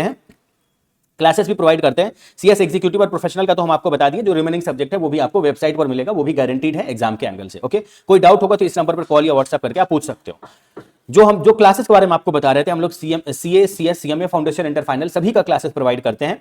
आपको जिसका भी क्लासेस चाहिए होगा उसका आपको हम लोग के वेबसाइट पर अगर आप डायरेक्ट जाओगे तो थोड़ा सा आपको प्राइस ज्यादा दिखेगा। वो आपको अभी जो है वहां पर वेबसाइट पर थोड़ा ज्यादा प्राइस दिखेगा। आप जिस किसी भी अटेम्प्ट में किसी भी सब्जेक्ट का क्लासेस लेने का सोचोगे, आप मेरे को या मैम को इस नंबर पर मैसेज करके कांटेक्ट कर लेना। हम लोग आपको एक कूपन कोड देंगे, उस कूपन कोड के थ्रू आप उस पर क्लिक करके आप डायरेक्टली जो है हम लोग के वेबसाइट पर बहुत सारा डिस्काउंट अवेल कर सकते हैं, और बहुत ही लोअर प्राइस पे। मतलब आप सोचे भी नहीं होगा, सपना में भी नहीं सोचोगे कि इतना लोअर प्राइस पर आपको वो सब्जेक्ट का क्लासेस जो है वो मिल जाएगा, जो कि आप जल्दी से जल्दी with 100% concept clarity, with 100% some solution of ICS study material, exam के एंगल से कैसे आपको सम सॉल्व करना है, सारा कुछ आपका कॉन्सेप्ट भी क्लियर है, सारा सम्स भी आपके कंट्रोल में है, और आपको कम प्राइस पर विथ हाईली डिस्काउंट वाला प्राइस पर आपको मिल भी जा रहा है। ओके, तो आपको इस नंबर पर कांटेक्ट करना है और आपको डिस्काउंट का कूपन ले लेना है। फिर वही क्लास जो आपको वेबसाइट पर अभी थोड़ा ज्यादा में दिखाएगा वो आपके लिए बहुत कम हो जाएगा। ओके, तो उम्मीद करते हैं कि इंपॉर्टेंट क्वेश्चन, एक और चीज कि हम लोग टेस्ट सीरीज भी प्रोवाइड करते हैं, जो कि बेस्ड ऑन इंपॉर्टेंट क्वेश्चन रहता है, और उसका इवैल्यूएशन हम लोग 2 डेज के अंदर, 2 to 3 डेज के अंदर करके देते हैं विद प्रॉपर रिमार्क, और कॉल पे गाइड करते हैं 24/7 कि कहां पे आपको अपने आप को इंप्रूव करना चाहिए। ठीक है, तो उम्मीद करते हैं कि important question, test series plus जो क्लासेस है इस 3 चीज में किसी भी चीज के लिए अगर आपको होगा मतलब नीड होगा और आप चाहते हो कि आपको एकदम एग्जैक्टली वही मिले जो इंस्टीट्यूट के एग्जाम को निकालने में सबसे बड़ा एक जो है वो रोल प्ले करें, एग्जैक्टली वही आपको ज्यादा इधर उधर लेफ्ट राइट का बोल करके या ज्यादा आपको गुमराह ना करें, एग्जैक्टली वही करवाएं जिससे आप जल्दी से जल्दी इस जर्नी को कंप्लीट करो, तो आप इस तीनों के लिए हम लोगों को कॉन्टैक्ट करोगे और हम लोग आपका पूरा साथ निभाएंगे। चलिए, एग्रीगेट टर्नओवर मतलब क्या होता है? अभी आप पूछ रहे थे ना टर्नओवर मतलब, राइट, टर्नओवर मतलब सेल्स होता है, ये तो ठीक है, पर यहाँ लॉ में, अपना टैक्स में जो टैक्स लॉज है इसके अंदर आपका एग्रीगेट टर्नओवर मतलब एग्जैक्टली क्या क्या लेंगे, ठीक है? इसका मतलब होता है टोटल टर्नओवर यानी total sales calculated on all India basis having same PAN. Last chapter में पढ़े थे ना कि अगर एक पर्सन का पैन के अंदर मल्टीपल रजिस्ट्रेशंस हैं तो वो सारा टोटल करेंगे, हम लोग सारे बिजनेसेस का टोटल करेंगे, that will be the total turnover, ठीक है? इसमें सारा आउटवर्ड सप्लाई आएगा। आउटवर्ड सप्लाई मतलब जो भी आप बेचे हो वो आएगा, यानी जो भी आप सेल किए हो, ठीक है? वो सप्लाईज टैक्सेबल हो चाहे एग्जेम्प्ट हो। ध्यान से सुनो, आप जो बेच रहे हो अगर वो टैक्सेबल है तो आपके टोटल टर्नओवर में ऐड होगा, अगर वो जो आप बेच रहे हो वो एग्जेम्प्ट है तो भी आपके टोटल टर्नओवर में ऐड होगा। चाहे एक्सपोर्ट हो या इंटरस्टेट सप्लाईज हो, चाहे आप इंडिया के बाहर बेच रहे हो तो भी टोटल टर्नओवर में ऐड होगा, और अगर एक स्टेट से दूसरे स्टेट के बीच में जो भी आप ट्रांजैक्शन किए हो, इंटरस्टेट सप्लाईज है, वो भी आपका एग्रीगेट टर्नओवर में ऐड हो जाएगा। क्लियर है? तो पूनम का जो है वो 5 बिजनेसेस है, ठीक है? दिल्ली, मुंबई, कोलकाता, बैंगलोर और कहाँ करना चाहोगे? पुणे, फाइन। तो अब पूनम का जो है 5 जगहों पे बिजनेस है, पांचों सेम पैन के अंदर रजिस्टर्ड है। अब पूनम कॉम्पोजिशन स्कीम ऑप्ट करना चाहती है। पूनम क्या देखेगी? ये कहाँ रहती है पूनम? कोलकाता में, which is not under special category states. तो पूनम का प्रीसीडिंग फाइनेंशियल ईयर देखना पड़ेगा, प्रीसीडिंग फाइनेंशियल ईयर का टोटल टर्नओवर देखेंगे। टोटल टर्नओवर में ये पांचों बिजनेस के अंदर जो भी वो बेच रही है, चाहे वो टैक्सेबल सप्लाई हो, चाहे वो एग्जाम सप्लाई हो, चाहे एक्सपोर्ट हो, चाहे इंटरस्टेट सप्लाई हो, सभी का टोटल करके देखा जाएगा कि टर्नओवर कितना है प्रीसीडिंग फाइनेंशियल ईयर में। अगर वो total turnover preceding financial year में 1.5 करोड़ से एक्सीड नहीं हो रहा है तो वो कॉम्पोजिशन स्कीम ऑप्ट कर सकती है। क्लियर है? समझ आ गया? आगे इसमें टैक्सेस अदर देन जीएसटी भी आएगा। सपोज आप सप्लाई किए थे 20 लाख रुपए का, ठीक है, और उसमें 4 लाख रुपया आपने एक्साइज ड्यूटी पे किया और 3 लाख रुपया पता है जीएसटी था, तो एग्रीगेट टर्नओवर में वो 20 लाख का सप्लाई किए वो तो देखो आएगा ही। अब सवाल ये उठता है कि क्या एक्साइज ड्यूटी आएगा? तो the answer is yes, excise duty भी आपका टर्नओवर का ही पार्ट माना जाएगा। पर क्या जीएसटी जो आपने पे किया 3 लाख का वो आएगा? द आंसर इज नो, आपका जीएसटी जो आपने पे किया है वो इंक्लूड नहीं होगा टर्नओवर में। जीएसटी छोड़ के अदर अगर आप कोई भी टैक्स पे कर रहे हो तो वो आपका टोटल टर्नओवर में ऐड हो जाएगा। समझ आया? क्लियर है? ओके। अब ध्यान दो इसमें क्या क्या इंक्लूड नहीं होगा, यानी टोटल टर्नओवर, एग्रीगेट टर्नओवर जो हम लोग निकालेंगे उसमें क्या क्या नहीं आएगा। देखो टर्नओवर मतलब क्या होता है? सेल होता है ना, तो जो सामान आप खरीदे, परचेज किए, उसको टर्नओवर में ले सकते हैं क्या? बताओ तो नहीं ना। जो सामान आप, ऑब्वियस सा बात है, बेचोगे उसी को ना टोटल सेल बोलेंगे, टर्नओवर बोलेंगे। जो खरीदे वो तो परचेज है, परचेज को क्या सेल मिलेंगे? नहीं। तो वही फर्स्ट पॉइंट है कि इनवर्ड सप्लाईज, इनवर्ड सप्लाईज मतलब परचेज। तो जो भी आप परचेज किए हो, ठीक है, अंडर आरसीएम, परचेज तो नहीं लेते, लेकिन आपका डाउट आ सकता है कि अगर आरसीएम में किए हैं यानी बायर टैक्स पे कर रहा है, तो बायर जो टैक्स पे कर रहा है क्या उसको टोटल सेल में इंक्लूड कर ले, टोटल टर्नओवर में इंक्लूड कर ले, एग्रीगेट टर्नओवर में इंक्लूड कर ले? Answer is no. ठीक है, वो टैक्स तो आप सप्लायर के लिए जमा कर रहे थे ना गवर्नमेंट को, अपने साइड से थोड़ी आप जमा कर रहे हो, राइट? तो इसीलिए वो जो है परचेज माना जाएगा और उसको टर्नओवर में इंक्लूड नहीं करेंगे। क्लियर है? Done. Next, taxes including cess under GST. GST के अंदर अगर आप कोई टैक्स पे किए हो, जैसे कि जीएसटी कॉम्पेंसेशन सेस पे किए, हम लोग फर्स्ट डे पढ़े थे ना फर्स्ट चैप्टर में, कॉम्पेंसेशन सेस आप कब पे करते हो? दारू वाड़ू अगर ज्यादा सेल वेल कर रहे हो, ठीक है, कॉम्पेंसेशन सेस पे करना पड़ता है। तो अगर वो पे कर रहे हो तो दीज आर नॉट टैक्सेस, इस सबको हम लोग टैक्सेस नहीं बोलते हैं, और ये वाला जो पार्ट है इसको हम लोग टर्नओवर में इंक्लूड नहीं करेंगे। क्लियर है? तीसरा, अगर कोई इंटरेस्ट या डिस्काउंट कमा रहे हो आप ऑन लोन, डिपॉजिट, एडवांस, ये सब, तो वो भी एग्जेम्प्ट होता है। ये हम आपको लास्ट ही बताए थे जब हम लोग सप्लाई चैप्टर कर रहे थे कि अगर आप कोई भी लोन दिए हो उस पर इंटरेस्ट कमा रहे हो, अगर कोई भी डिपॉजिट किए हो उस पर इंटरेस्ट कमा रहे हो, ठीक है, या लोन लिए हो उसका इंटरेस्ट पे कर रहे हो, तो ये एग्जेम्प्ट होता है, और क्योंकि वो एग्जेम्प्ट होता है तो उसको टर्नओवर में इंक्लूड नहीं करना है। समझ आया? क्लियर है? तो एग्रीगेट टर्नओवर, या हम लोग टोटल टर्नओवर वर्ड यूज नहीं करते हैं, हम लोग एग्रीगेट टर्नओवर वर्ड यूज करते हैं। एग्रीगेट टर्नओवर मतलब total turnover calculated on all India basis having same pan.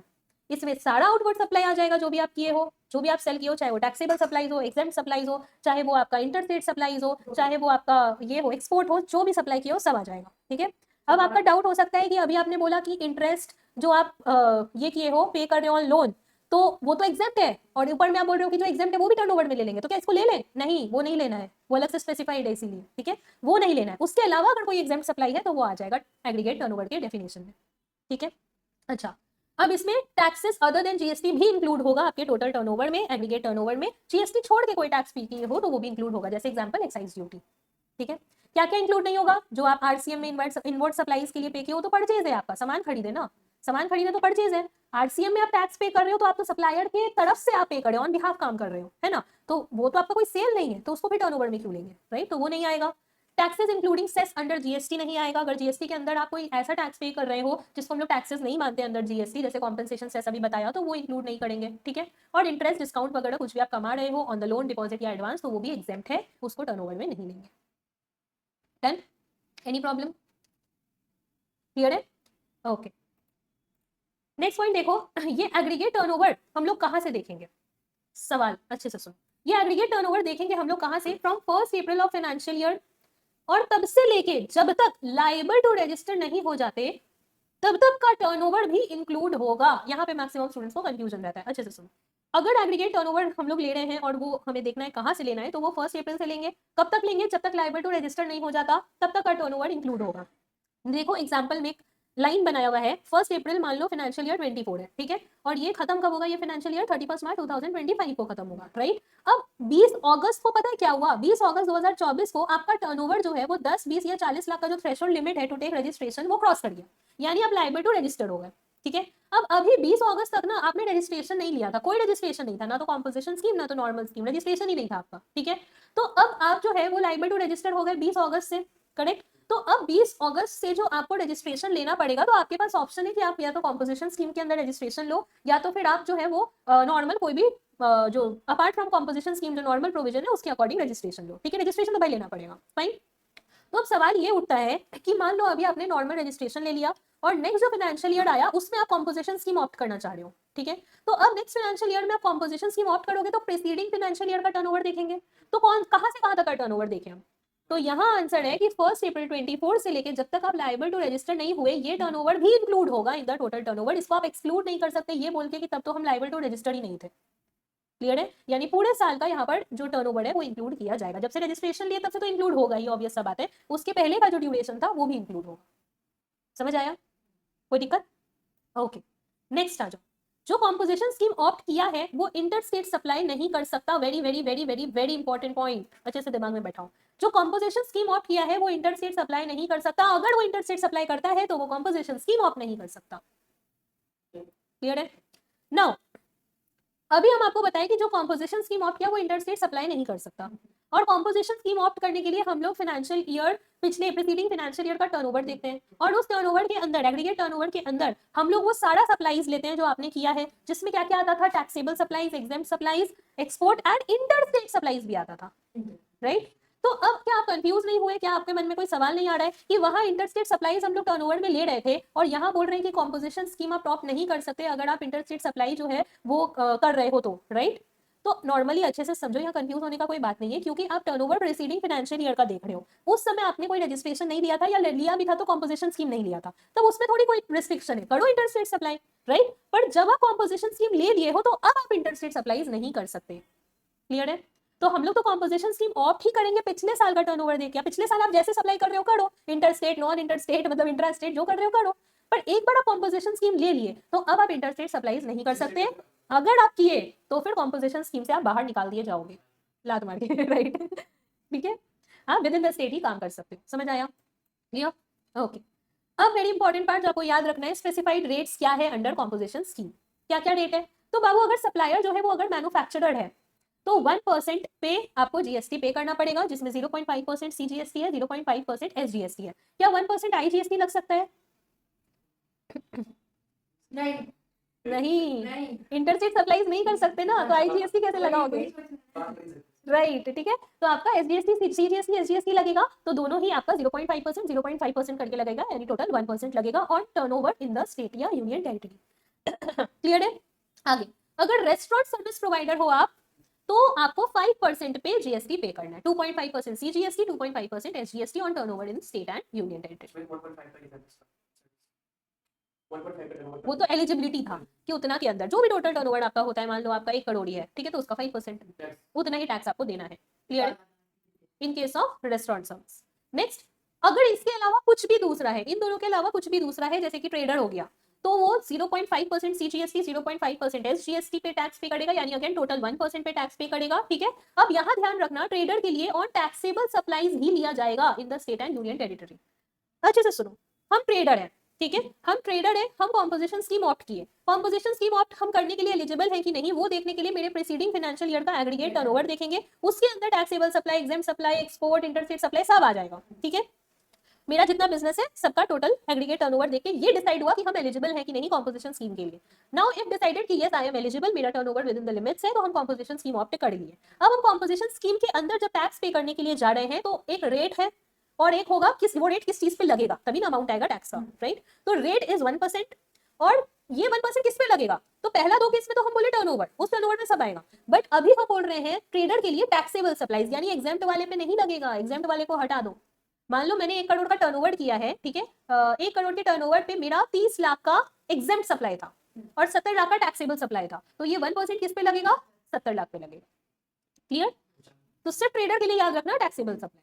ठीक है, और fourth, services under section 10(2)(a). 10(2)(a) कौन ऑप्ट कर रहा था, वो दूसरे रोने वाले लोग जो पहला 3 ऑप्ट नहीं कर सकते, 10(1), 10(2) ऑप्ट नहीं कर सकते। 10(1), 10(2) कौन ऑप्ट कर रहा था, manufacturer, services of restaurant and trader, right, जो गुड सप्लाई कर रहे थे। इन लोगों को छोड़ के बाकी सब आ जा रहे थे 10(2)(a) में, अगर विद इन द लिमिट्स है तो अगर वो लोग हैं तो टोटल 6% पे ये लोग टैक्स पे करेंगे, 3% CGST, 3% SGST on again total turnover in the state, या union territory, in the state and union territory. अच्छे से सुन लो, एलिजिबिलिटी देखते समय हम मेरा जितना बिजनेस है सबका टर्नओवर देखें on all India basis, but now while paying tax तो हम अपने उसी स्टेट में पे करेंगे ना जहां मेरा वो पर्टिकुलर बिजनेस है। ठीक है, तो पूनम का एक बिजनेस दिल्ली में था, एक कोलकाता में था, एक मुंबई में था और भी जगह पे था, तो अभी हम सिर्फ एक स्टेट का बात करें, दिल्ली में। अब दिल्ली में पूनम कितना टैक्स पे करेगी, तो अगर पूनम ट्रेडर है या फिर मान लो मैन्युफैक्चरर है तो ये पर्टिकुलर रेट्स पे टैक्स पे करेगी on the turnover of that state, उस स्टेट में जो सामान बेची है उसके टर्नओवर के ऊपर ये टैक्स रेट लगेगा। क्योंकि इंटरस्टेट तो है ही, तो इंट्रास्टेट तो है, इंट्रास्टेट ही है, इंटरस्टेट नहीं, इंटरस्टेट नहीं है, तो ऑल इंडिया बेसिस पे मत देखने लग जाना यहाँ पर। ठीक है, ऑब्वियसली जिस स्टेट में है, हाँ करेक्ट। पैन नंबर सेम होता है, जीएसटी नंबर अलग अलग होता है आपका अगर अलग अलग स्टेट में बिजनेस है तो। ठीक है, तो आपका अलग अलग जीएसटी नंबर है, तो उस जीएसटी नंबर पे जो टैक्स पे करोगे वो सिर्फ उसी स्टेट के अंदर का पे करोगे ना। इसी स्टेट में 500 बिजनेस का एक टेस्ट करोगे। यस, वो आपके पास ऑप्शन है, एक लो या मल्टीपल भी ले सकते हो। ठीक है, तो हाँ हाँ एग्जैक्टली, ठीक है, क्लियर है। तो यहाँ पे यहाँ जो टर्नओवर लेंगे हम लोग GST rate on turnover in state जो है उस स्टेट का बात कर रहे हैं, उस पर्टिकुलर स्टेट का बात कर रहे हैं। क्लियर है, तो रेट्स याद हुए, मैन्युफैक्चरर के लिए 1%, ट्रेडर के लिए भी 1%, दोनों कुछ सप्लाई कर रहा था इसलिए ट्रेडर के लिए भी 1%। फर्क क्या है, अगर ट्रेडर है तो टैक्सेबल सप्लाईज होगा। ठीक है, रेस्टोरेंट सर्विस प्रोवाइडर, रेस्टोरेंट में बहुत ज्यादा आजकल चल रहा है ना, आप लोग तो हर समय रेस्टोरेंट जाना ही चाहते हो, है ना, फ्रेंड्स के साथ, फैमिली के साथ, इधर उधर किसी के साथ। ठीक है, तो रेस्टोरेंट सर्विसेज बहुत ही ज्यादा है अभी चल रहा है, इसलिए इसका जीएसटी रेट ज्यादा है 5%। ठीक है, और 5 से एक और बढ़ा दो तो वो अलग रोने वाले जो लोग हैं वो लोग आ जाएंगे 6% पे, वो लोग टैक्स पे करेंगे जो 10(2)(a) ऑप्ट किया है। समझ आ गया, रेट्स याद हो गए, थोड़ी देर में पूछते हैं। चलो आगे, नेक्स्ट पॉइंट, अगर कोई मैन्युफैक्चरर है जो रेस्टोरेंट सर्विसेज भी देता है तो क्या होगा। अगेन एक ऐसा पार्ट जहां पे मैक्सिमम लोगों का डाउट होता है, अच्छे से समझना। कोई मैन्युफैक्चरर है, ठीक है, और वो बंदा साथ में रेस्टोरेंट सर्विस भी दे रहा है, ओके, तो टर्नओवर में दोनों टर्नओवर का टोटल करके रेट लगा ले, ना कि अलग अलग। ऐसा कर सकते हैं, मतलब मान लो मैन्युफैक्चरिंग बिजनेस से आप 1 करोड़ रुपया का आपका टर्नओवर हो रहा है और रेस्टोरेंट से आपका टर्नओवर जो टोटल हुआ है वो 5 लाख का हुआ है, तो टोटल 1 करोड़ 5 लाख का आपका टर्नओवर हुआ है, राइट।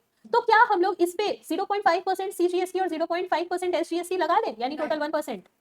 नहीं लगा सकते, बिल्कुल लगा सकते।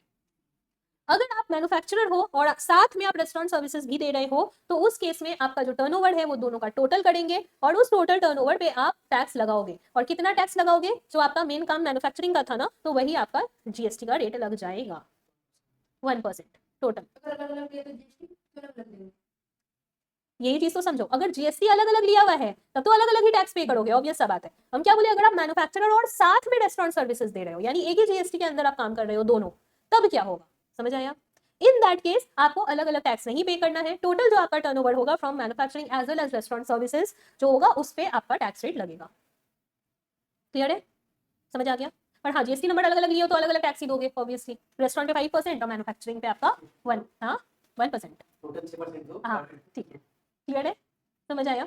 Next point, now what is turnover in state या यूनियन टेरिटरी, जो अभी हम आपको ऊपर समझा रहे थे ना, turnover in state and union territory, turnover in state and union territory, तो वो एग्जैक्टली क्या है। जैसे एग्रीगेट टर्नओवर में हम लोग पूरे देश का टर्नओवर लेते हैं, वैसे ही स्टेट के अंदर सिर्फ स्टेट का टर्नओवर लेंगे। ठीक है, स्टेट वाइज टर्नओवर कैलकुलेट करेंगे क्योंकि हर स्टेट में अलग अलग टैक्स आपको देना है। फाइन, इसमें सारा टैक्सेबल सप्लाईज आएगा, एग्जेम्प्ट सप्लाईज आएगा, एक्सपोर्ट भी आएगा। इंटरस्टेट सप्लाई आएगा क्या? नहीं, इंटरस्टेट तो कर ही नहीं सकते, करोगे तो कॉम्पोजिशन स्कीम से बाहर हो जाओगे, है ना। तो जो कर ही नहीं सकते उसका आप टर्नओवर कहाँ से ले रहे हो, तो वो तो लेंगे ही नहीं ऑब्वियसली। क्लियर है। इसमें टैक्सेस अदर देन जीएसटी भी इंक्लूड कर लेंगे सेम एज अबव। और क्या क्या इंक्लूड नहीं होगा? Again same as above, inward supplies under RCM. अब मेरा बात सुनो, अगर आप कॉम्पोजिशन स्कीम ऑप्ट किए हो और टैक्स आप जो है वो आरसीएम के अंदर आप अप्लाई हो, मतलब आरसीएम आपके ऊपर, आपके ट्रांजैक्शन के ऊपर एप्लीकेबल हो गया, तो क्या आप ये बोल सकते हो कि हम कॉम्पोजिशन स्कीम वाले बंदे हैं, हम आरसीएम में कैसे टैक्स पे करें? ऐसा आप कुछ नहीं बोल सकते, क्योंकि अल्टीमेटली अगर आप आरसीएम और मतलब आरसीएम के अंदर टैक्स पे कर रहे हो तो it doesn't matter that you are composition levy वाला पर्सन या फिर अदर पर्सन। आरसीएम में आपको करना क्या है? सप्लायर के बिहाफ में आपको टैक्स पे करना है डायरेक्टली टू गवर्नमेंट, है ना। तो उसमें आप कॉम्पोजिशन स्कीम ऑप्ट किया तो ऐसे स्पेशल आपके लिए क्या एडवांटेज बनाया जाए, राइट। तो इसलिए वो कुछ मैटर नहीं करता है। अगर इनवर्ड सप्लाईज है अंडर आरसीएम तो वो एक्सक्लूड होगा टर्नओवर में। नॉर्मली आरसीएम आपके ऊपर लग सकता है, उसमें कोई प्रॉब्लम नहीं है। दूसरा, taxes including cess under GST, ये वाला जो आपका पार्ट है ये भी आपका क्या होगा? इंक्लूड नहीं होगा अंडर टर्नओवर। और तीसरा, इंटरेस्ट और discount on loan deposit advance, ये सभी नहीं आएगा क्योंकि ये एग्जेम्प्ट होता है। क्लियर है। ओके। यहाँ पे सप्लाईज फ्रॉम 1 अप्रैल टू 20 जून नहीं लेंगे क्योंकि उसमें वो ना तो रजिस्टर्ड था और ना ही लायबल था। ये बहुत इंपॉर्टेंट पॉइंट है, इसको अच्छे से समझना। और ये 20 जून की जगह इसको अगस्त करो, नोट्स में अगस्त करो, क्योंकि हम एग्जाम्पल में अगस्त दिए थे ना आपको, तो उसको अगस्त कर दो। देखो, जब हम लोग ये डिसाइड कर रहे थे कि टोटल टर्नओवर देख के आप एलिजिबल हो कि नहीं कॉम्पोजिशन स्कीम ऑप्ट करने के लिए, तो वहां हम लोग वो भी इस टाइम का टर्नओवर इंक्लूड किए जिस टाइम पे आप रजिस्टर्ड नहीं थे, राइट। लेकिन जब आप टैक्स पे करने के लिए जा रहे हो, तो टैक्स पे करने के लिए आपका जब हम लोग टर्नओवर निकाल रहे हैं, तो इस टर्नओवर में हम लोग वो वाला टाइम पीरियड का सप्लाई इंक्लूड नहीं करेंगे जिस समय आप रजिस्टर्ड नहीं थे। जब आप रजिस्टर्ड ही नहीं थे, इसका मतलब आपको टैक्स पे करना नहीं था, और टैक्स पे करना नहीं था तो हम बेकार का उस समय का टैक्स आपसे क्यों लें, राइट। तो जब आप पे करने जा रहे हो ना, हाँ एलिजिबिलिटी के समय देखेंगे, लेकिन जब पे करने जा रहे हो ना, पॉकेट से पैसा जाता है तब दुख होता है ना। ऐसे कैलकुलेशन रफ करते रहो, हवा में कोई फर्क नहीं पड़ेगा। तो जब पे करने जा रहे हो तो बोलोगे हैं जिस समय हम रजिस्ट्रेशन नहीं लिए हम उस समय का टैक्स क्यों दे भाई, तो वो पीरियड नहीं इंक्लूड होगा। क्लियर है। यस, राइट राइट, क्लियर है। क्योंकि उस समय आप रजिस्ट्रेशन लिए भी नहीं थे और लायबल भी नहीं थे रजिस्ट्रेशन के लिए। हाँ, अगर आप लायबल होते और रजिस्ट्रेशन नहीं लिए होते तब इंक्लूड होगा, पर ना तो आपने रजिस्ट्रेशन लिया ना तो आप लायबल थे, तो फिर क्यों करेंगे। क्लियर है, समझ आ गया। Okay, next point, composition scheme के अंदर टैक्स पे करना है तो टोटल टर्नओवर पे जिसमें टैक्सेबल एंड एग्जेम्प्ट दोनों सप्लाईज आता है, लेकिन सिर्फ ट्रेडर के केस में टैक्सेबल सप्लाईज लेंगे, नॉट एग्जेम्प्ट। ये अभी आपको ऊपर बताया ना, वही पॉइंट है, ठीक है। कि ट्रेडर के केस में we will only take taxable supplies, not exempt supplies. समझ आ गया, डन। ओके, नेक्स्ट पॉइंट देखो, कौन कौन कॉम्पोजिशन स्कीम ऑप्ट करने के लिए एलिजिबल नहीं है। अभी हम लोग पढ़ रहे थे कौन कौन एलिजिबल है, अब कौन कौन एलिजिबल नहीं है। ये सारे लोग तो कर ही नहीं सकते, इसका कुछ भी टर्नओवर हो ये लोग तो कर ही नहीं सकते, ठीक है। कौन कौन नहीं कर सकते, ये लोग बाहर है, पहले ही बाहर कर दिया, बाउंड्री लगा दिया, तुम लोग तो आना ही मत, ठीक है। कौन कौन, पहला देखो, ऐसा सप्लाईज करता है जो लायबल टू टैक्स नहीं है, नॉन टैक्सेबल सप्लाई, जैसे पेट्रोलियम, अल्कोहल, ये लोग के ऊपर तो ऐसा टैक्स लगता है ना जो non taxable supplies under GST, right, इस पे अदर टैक्स लगता है, तो भाई वो तो आप नहीं कर सकते कॉम्पोजिशन स्कीम, किस लिए ऑप्ट करेंगे। क्लियर। नेक्स्ट, अगर कोई इंटर स्टेट आउटवर्ड सप्लाईज करता है, ये इंटर स्टेट आउटवर्ड सप्लाईज मतलब क्या हुआ, इंटर स्टेट ट्रांजैक्शन कर रहा है, इंटर स्टेट सेल कर रहा है, ठीक है, तो ऑब्वियसली वो कॉम्पोजिशन स्कीम ऑप्ट नहीं कर सकता। हम तो पहले ही बता दिए ना ये बात आपको कि आप अगर कॉम्पोजिशन स्कीम ऑप्ट कर रहे हो तो इंटर स्टेट सप्लाई नहीं कर सकते, और इंटर स्टेट सप्लाई कर रहे हो तो आप कॉम्पोजिशन स्कीम ऑप्ट नहीं कर सकते, राइट। लेकिन हाँ, अगर आप इंटर स्टेट परचेज कर रहे हो तो कोई प्रॉब्लम नहीं है, तब कॉम्पोजिशन स्कीम ऑप्ट कर सकते हो। परचेज करने में थोड़ी कोई रिस्ट्रिक्शन है, restriction is on sale not purchase.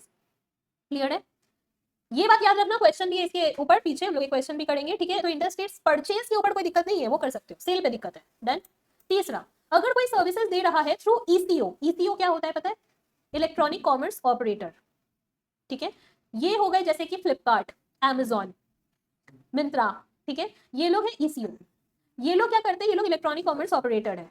ये लोग का एक प्लेटफॉर्म बना हुआ है, जो सेलर है वो इस पे अपना प्रोडक्ट लिस्ट करता है, जो बायर है वो इस प्लेटफॉर्म से अपना सामान मंगाता है, राइट। तो ये प्लेटफॉर्म बायर और सेलर को जोड़ता है, दैट इज ईसीओ, राइट। तो अगर कोई सर्विसेज दे रहा है थ्रू ईसीओ तो वो कॉम्पोजिशन स्कीम ऑप्ट नहीं कर सकता।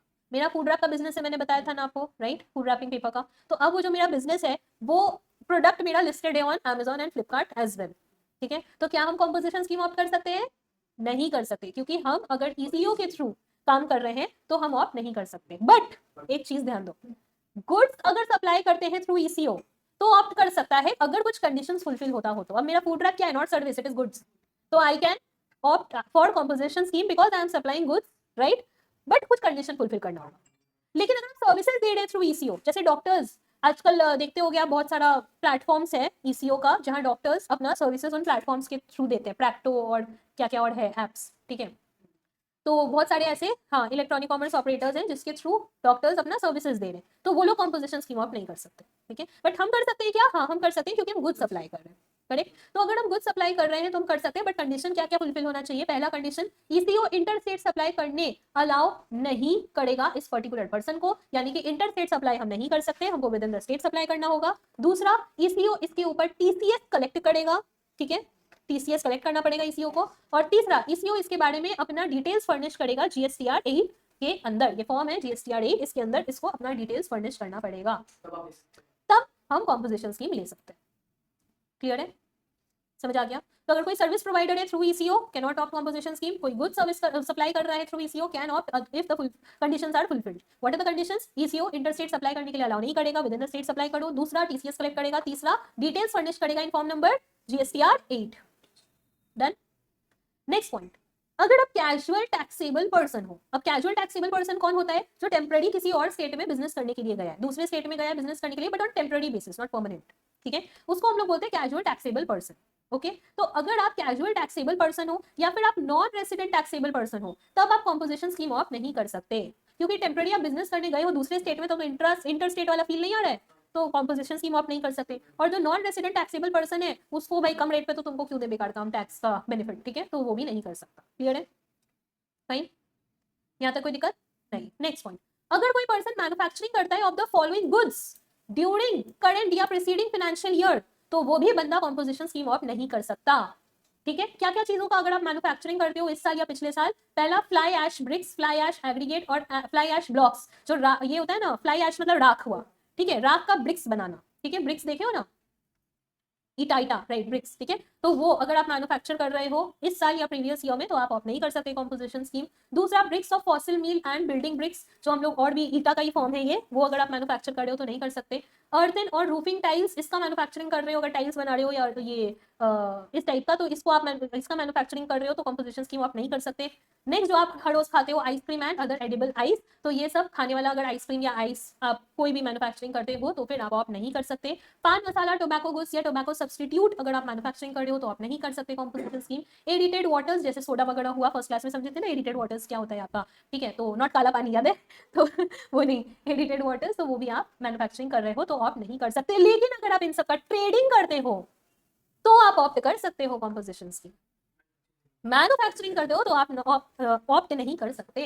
इसके ऊपर भी पीछे क्वेश्चन दिया, और ये सभी छोटा छोटा एरिया हम आपको बोल रहे थे एग्जाम में क्वेश्चन जो आता है वो उस पार्ट से आता है जहां सब गलती करेगा, गलती इधर करेगा। सबको पता है होगा कि कॉम्पोजिशन स्कीम कौन ऑप्ट नहीं कर सकता, ये लोग नहीं कर सकते, बट ध्यान किस पे नहीं जाएगा कि वो ट्रेडिंग है या मैन्युफैक्चरिंग लिखा हुआ है क्वेश्चन पेपर में। अगर क्वेश्चन पेपर में ट्रेडिंग करता है ऐसा लिख दिया, बच्चा आधा क्वेश्चन पढ़ के खुश, अरे वाह मुझे आता है, सब पढ़ के आए, धड़ाधड़ आंसर लेके आ गया, रिजल्ट आया, मार्क्स कम नहीं निकला। क्यों? क्योंकि आप क्वेश्चन पूरा ये नहीं पढ़े कि वहां पे ट्रेडर दिया था या मैन्युफैक्चरर दिया था। ट्रेडर है तो वो ऑप्ट कर सकता है, मैन्युफैक्चरर है तब ऑप्ट नहीं कर सकता। क्लियर है? समझ आ गया? हम आपको नहीं, गलती हम ज्यादा बताएंगे आपको, जो प्रोविजन है वो तो पता ही होगा आपको, ऑब्वियसली वो तो बता ही रहे, बट जहां गलती होता है उस पर ध्यान दें। करेक्ट, क्लियर है? आगे, अगर एग्रीगेट टर्नओवर एक्सीड करता है एप्लीकेबल लिमिट से, एप्लीकेबल लिमिट क्या क्या है? 1.5 CR, 75 लाख इन स्पेशल कैटेगरी स्टेट, या अगर 10 टू ए कोई ऑप्ट किया तो 50 लाख, राइट, हाँ रोने वाले लोग 50 लाख। तो अगर एग्रीगेट टर्नओवर एक्सीड किया इस साल ड्यूरिंग करेंट फाइनेंशियल ईयर, तब उसको कॉम्पोजिशन स्कीम से बाहर निकलना पड़ जाएगा। फ्रॉम द डेट, जैसे ही टर्नओवर क्रॉस किया, जिस डेट पे टर्नओवर आपका एक्सीड हुआ, जिस डेट पे टर्नओवर क्रॉस हुआ, उसी डेट से कॉम्पोजिशन स्कीम से आपको बाहर निकलना पड़ेगा। ठीक है, अभी तक ऑप्ट करके काम चला रहे थे, अब इस साल मान लो इस साल का महीना चल रहा है अभी अक्टूबर का, ठीक है, अक्टूबर का महीना चल रहा है और आपका अक्टूबर के महीने में 2 तारीख को टर्नओवर क्रॉस कर गया फ्रॉम द थ्रेशोल्ड लिमिट, और अभी तक आप कॉम्पोजिशन स्कीम में काम कर रहे थे, तो 2 तारीख से ही आपको कॉम्पोजिशन स्कीम से बाहर होना पड़ जाएगा, आपको एप्लीकेशन देना पड़ेगा to opt out from composition scheme. Clear है? कोई दिक्कत? नेक्स्ट पॉइंट, जब हम लोग सेक्शन 10 टू ए ऑप्ट करते हैं तो ये स्कीम किसी के लिए रेस्ट्रिक्टेड नहीं है।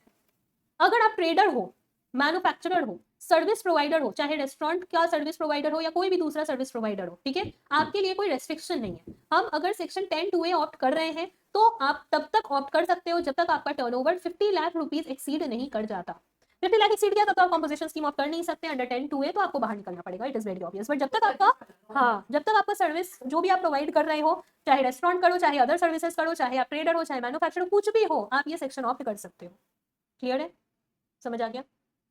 बट सेक्शन 10(1), 10(2) सिर्फ trader, manufacturer and restaurant service provider he opt कर सकता है, कोई और नहीं कर सकता। समझ आया?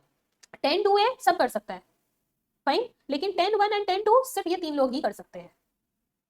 क्लियर? नाउ अगर सपोज आप रेस्टोरेंट सर्विस प्रोवाइडर हो और आप साथ में डिलीवरी सर्विसेज भी दे रहे हो, जो रेस्टोरेंट सर्विस देता है वो डिलीवरी सर्विसेज अगर साथ में दे रहा है, तब क्या होगा? तब क्या वो कॉम्पोजिशन स्कीम ऑप्ट कर सकता है या उसको लात मार के बाहर निकालना पड़ेगा कॉम्पोजिशन स्कीम से? अच्छे से सुनना, आंसर हो जाता, मतलब बाहर हो जाता, अगर अगर ये प्रोविजन नहीं होता। तो कौन सा प्रोविजन? जो अभी हम आपको बताएंगे, ठीक है? अच्छे से सुनो, अगर कोई रेस्टोरेंट सर्विस प्रोवाइडर है और वो डिलीवरी सर्विसेज साथ में दे रहा है, तो वो कॉम्पोजिशन स्कीम से बाहर हो जाता। क्यों बाहर हो जाता? अभी तक आप जो भी पढ़े हो, अभी तक में हम लोग क्या पढ़े हैं? Restaurant service provider only, right? Trader only, manufacturer only. Manufacturing के साथ वो अगर रेस्टोरेंट सर्विस दे रहा है देन इट इज फाइन, क्योंकि दोनों पे ही एप्लीकेबल है, 10(1), 10(2) दोनों पे ही एप्लीकेबल है, करेक्ट? लेकिन अगर डिलीवरी सर्विस है तो ये तो 10(1), 10(2) में नहीं आता है, राइट? तो अगर इस तरह का कोई सर्विस दे रहा है जो 10(1), 10(2) में नहीं आता है, तो भाई उस केस में तो कॉम्पोजिशन स्कीम से आपको बाहर निकाल दिया जाएगा, राइट? बट एक प्रोविजन और है जिसकी वजह से नहीं निकाला जाएगा। क्या प्रोविजन है? अच्छे से सुनो, अगर कोई पर्सन 10(1), 10(2) सेक्शन ऑप्ट किया है तो वो मार्जिनल सर्विसेज दे सकता है। What is marginal service? Marginal service मतलब अदर सर्विस, मतलब कि जो भी आप काम कर रहे हो, यानी 10(1), 10(2) वाला काम कर रहे हो आप, उसके साथ थोड़ा बहुत आप एक्स्ट्रा सर्विस दे सकते हो। पर ये सर्विस आप तब दे सकते हो जब आप विद इन द लिमिट्स ये सर्विस दे रहे हो, तब। लिमिट अगर क्रॉस कर गया, इस मार्जिनल सर्विस का लिमिट अगर क्रॉस कर गया, तो आप कॉम्पोजिशन स्कीम से बाहर निकाल दिए जाओगे। क्या लिमिट है? पहला 10% ऑफ टोटल, 10% ऑफ ये आपका टर्नओवर इन स्टेट या union territory in preceding financial year, 10% of turnover in state या union territory in preceding financial year, या फिर 5 लाख रुपया, विच एवर इज हायर। ठीक है? प्रीसीडिंग फाइनेंशियल ईयर में जो आपका टर्नओवर था इन स्टेट, ऑल इंडिया बेसिस नहीं, इन स्टेट, दैट स्टेट, उसका 10% निकाल लो, या 5 lakh, whichever is, इतने लिमिट तक आप मार्जिनल सर्विस दे सकते हो। मार्जिनल सर्विस मतलब क्या हुआ? आप रेस्टोरेंट सर्विस दे रहे हो, साथ में एक्स्ट्रा कुछ सर्विस दे सकते हो। आप मैन्युफैक्चरिंग सर्विस दे रहे हो, साथ में आप कुछ एक्स्ट्रा सर्विस दे सकते हो। आप ट्रेडिंग का काम कर, नॉट मैन्युफैक्चरिंग सर्विस क्यों देगा? मैन्युफैक्चरर गुड्स बेच रहा है, ठीक है, तो आप साथ में अलग से सर्विसेज दे सकते हो। अगर ट्रेडर गुड्स बेच रहा है तो अलग से सर्विसेज दे सकता है, पर वो अलग से सर्विसेज क्या होगा? वो आपका विद इन द लिमिट्स होना चाहिए। What is the limit? Previous preceding financial year जो है उसमें जो स्टेट में टर्नओवर हुआ था उसका 10% या 5 lakh, whichever is higher। Then now my question is, अगर आप मैन्युफैक्चरर हो और आप रेस्टोरेंट सर्विस दे रहे हो, तो क्या ये रेस्टोरेंट सर्विस को मार्जिनल सर्विस में ट्रीट करेंगे? नहीं, क्योंकि वो दोनों 10(1), 10(2) में आता है। ये क्लैरिटी है ना? इसी में सब कंफ्यूज होते हैं, ठीक है? चल, इसी के ऊपर 3 पॉइंट है आपका। टर्नओवर इन स्टेट या यूनियन टेरिटरी के कैलकुलेशन में इंटरेस्ट या डिस्काउंट मिलता है ऑन लोन या एडवांस, तो वो नहीं आएगा। ये marginal services other then restaurant services है, ये बात याद रखना। अगर रेस्टोरेंट सर्विस दे रहा है तो उस पर लिमिट नहीं लगेगा, वो कितना भी चाहे आप दे सकते हो, बिकॉज इट इंक्लूड्स इन 10(1), 10(2), ठीक है? बस टोटल सब सर्विस मिला के देखना है। जैसे मैन्युफैक्चरर अगर रेस्टोरेंट सर्विस दे रहा है तो दोनों का टोटल मिला के देखेंगे 1.5 CR, या अगर स्पेशल कैटेगरी स्टेट है तो 75 CR से ज्यादा नहीं होना चाहिए, वरना कॉम्पोजिशन स्कीम से बाहर निकाल दिए जाओगे। 75 लाख ठीक कर लो इसको, 75 लाख क्लियर है? नोट सी कर लो 75 लाख, राइट? ओके, नेक्स्ट देखो, procedural requirements related to composition scheme. Composition scheme का जो सप्लायर है, यानी कॉम्पोजिशन सप्लायर है, वो अपने पॉकेट से टैक्स देता है, कस्टमर से टैक्स कलेक्ट नहीं कर सकता। बहुत इंपॉर्टेंट बात, क्योंकि यहाँ पर टैक्स जो है वो कलेक्ट नहीं कर सकता, इसीलिए ये टैक्स इनवॉइस भी नहीं बना सकता। तो कॉम्पोजिशन स्कीम जो लोग ऑप्ट किया है वो अपने पॉकेट से टैक्स भरेगा गवर्नमेंट को, वो कंज्यूमर से टैक्स नहीं ले सकता, ठीक है? और क्योंकि ये खुद टैक्स पे कर रहा है अपने पॉकेट से, कस्टमर से टैक्स नहीं ले रहा है, तो टैक्स इनवॉइस भी नहीं बना सकता है। तो ये कस्टमर को क्या देगा? कस्टमर को ये बिल ऑफ सप्लाई देगा, ठीक है? एक बिल ऑफ सप्लाई देगा कि मैंने तुम्हें ये सामान दिया, तुमने मुझे इतना पे किया, फाइन। बिल ऑफ सप्लाई में मैंडेटरीली ये लिखा होना चाहिए that particular supplier is composition taxable person, not eligible to collect tax on supplies. ये लाइन बिल में लिखा होना चाहिए, क्लियर है? नेक्स्ट, जहां जहां उसका प्लेस ऑफ बिजनेस है वहां वहां उसको लिखना पड़ेगा कॉम्पोजिशन टैक्सेबल पर्सन। जहां जहां आपका बिजनेस है, अगर आप कॉम्पोजिशन स्कीम ऑप्ट किए हो तो वहां वहां आपको लिखना पड़ेगा कॉम्पोजिशन टैक्सेबल पर्सन हो आप, ठीक है? कॉम्पोजिशन सप्लायर टैक्स पे करेगा अंडर आरसीएम, अगर आरसीएम एप्लीकेबल है तो। जैसा हम थोड़ा देर पहले बता रहे थे ना कि आरसीएम एप्लीकेबल है तो इससे कॉम्पोजिशन स्कीम सप्लायर को कोई फर्क नहीं पड़ता है, कोई चेंज नहीं होगा, स्पेशल एडवांटेज कुछ नहीं मिलेगा, जैसे नॉर्मल आरसीएम का प्रोविजन लगता है वो लगेगा, ठीक है? ये लोग आईटीसी अवेल कर पाएंगे क्या? समझो अच्छे से, नहीं कर सकते। कॉम्पोजिशन स्कीम में आपको छुटकारा दिया है कंप्लायंसेस से, तो आईटीसी का बेकार का क्यों इतना झमेला आपको देगा, तो आईटीसी ये लोग अवेल नहीं कर सकता, ठीक है। नेक्स्ट पॉइंट वेरी इंपॉर्टेंट, अगर सेम पैन में और भी स्टेट में अगर आपका बिजनेस है तो कॉम्पोजिशन लेवी हर बिजनेस में ऑप्ट करना होगा बाबू। अगर एक जगह से आप इनएलिजिबल हो गए to opt for composition scheme तो आप सब जगह से इनएलिजिबल हो जाओगे। तो पूरा टोटल टर्नओवर देखते हैं। Yes correct, right. तो आप अगर सेम पैन में है आपका जितना भी बिजनेस है, वो सभी बिजनेस में हम लोग देखेंगे कि कॉम्पोजिशन स्कीम आपको सब में ऑप्ट करना है। ये नहीं कि दिल्ली वाला बिजनेस में किया मुंबई वाला में नहीं किया, क्या मजाक चल रहा है क्या, वो नहीं कर सकते, क्लियर है। नेक्स्ट, कॉम्पोजिशन स्कीम ऑप्ट करोगे कैसे, तो इसका जो तरीका है वो क्या है, जब फर्स्ट टाइम रजिस्ट्रेशन लेते हैं, फर्स्ट टाइम रजिस्ट्रेशन मतलब आज तक आपने रजिस्ट्रेशन नहीं लिया, आपने दुकान खोला 6 महीना साल भर आपने काम किया, कोई रजिस्ट्रेशन नहीं लिया, अब पहली बार रजिस्ट्रेशन आप ले रहे हो, ठीक है। पहली बार जब आप रजिस्ट्रेशन ले रहे हो तो उसी टाइम पे आप कॉम्पोजिशन स्कीम ऑप्ट कर ले रहे हो, उसी टाइम पे अगर ऑप्ट कर रहे हो तब आपको अप्लाई करना है in part B of form number RDG 01, ये याद रखना है, ठीक है। लेकिन अगर पहले से आपने रजिस्ट्रेशन लिया हुआ है, नॉर्मल रजिस्ट्रेशन लिए थे, नॉट कॉम्पोजिशन स्कीम, रजिस्ट्रेशन था, और अब आप कॉम्पोजिशन स्कीम लेना चाह रहे हो from the new financial year, तो इन दैट केस आप फॉर्म कौन सा अप्लाई करोगे, CMP 02, ये फॉर्म नंबर याद रखना है, और ये कब तक अप्लाई कर देना है, before the start of new financial year, clear है। नेक्स्ट आ जाओ, कॉम्पोजिशन स्कीम से बाहर जाना चाहते हो, जा सकते हो क्या, हाँ बिल्कुल जा सकते हो, जब चाहे जाओ, ठीक है, आपकी मर्जी, जा सकते हो, पर कैसे जाओगे, अगर कोई कंडीशन आपने कंप्लाई नहीं होने की वजह से विड्रॉ किया है तो with in 7 days from the breach of intimation आपको फाइल कर देना है कि मैंने ये गलती की है, मुझे माफ कर दो, 7 दिन के अंदर अंदर आपको ये अप्लाई कर देना है कि हम जा रहे हैं, मैंने गलती की है, हम कॉम्पोजिशन स्कीम से बाहर जा रहे हैं। और अगर आप वॉलंटरीली ऑप्ट आउट कर रहे हो, यानी कि ऐसा कोई गलती नहीं की हो, आपको खुद ही कॉम्पोजिशन स्कीम के अंदर नहीं रहना है वॉलंटरीली, तो आप जा सकते हो, उसके लिए भी आपको विड्रॉल का एप्लीकेशन फाइल कर देना है जब भी आप बाहर जाना चाहो तब, ठीक है। गलती की है तो 7 दिन में पनिशमेंट ले लो, ठीक है। होमवर्क नहीं किए 1 वीक का टाइम देंगे सुधारने का, नहीं सुधारे तो पेरेंट्स कॉल, ठीक है। और अगर वॉलंटरीली ऑप्ट आउट कर रहे हो कॉम्पोजिशन स्कीम से तो जब करना है करो, क्लियर है।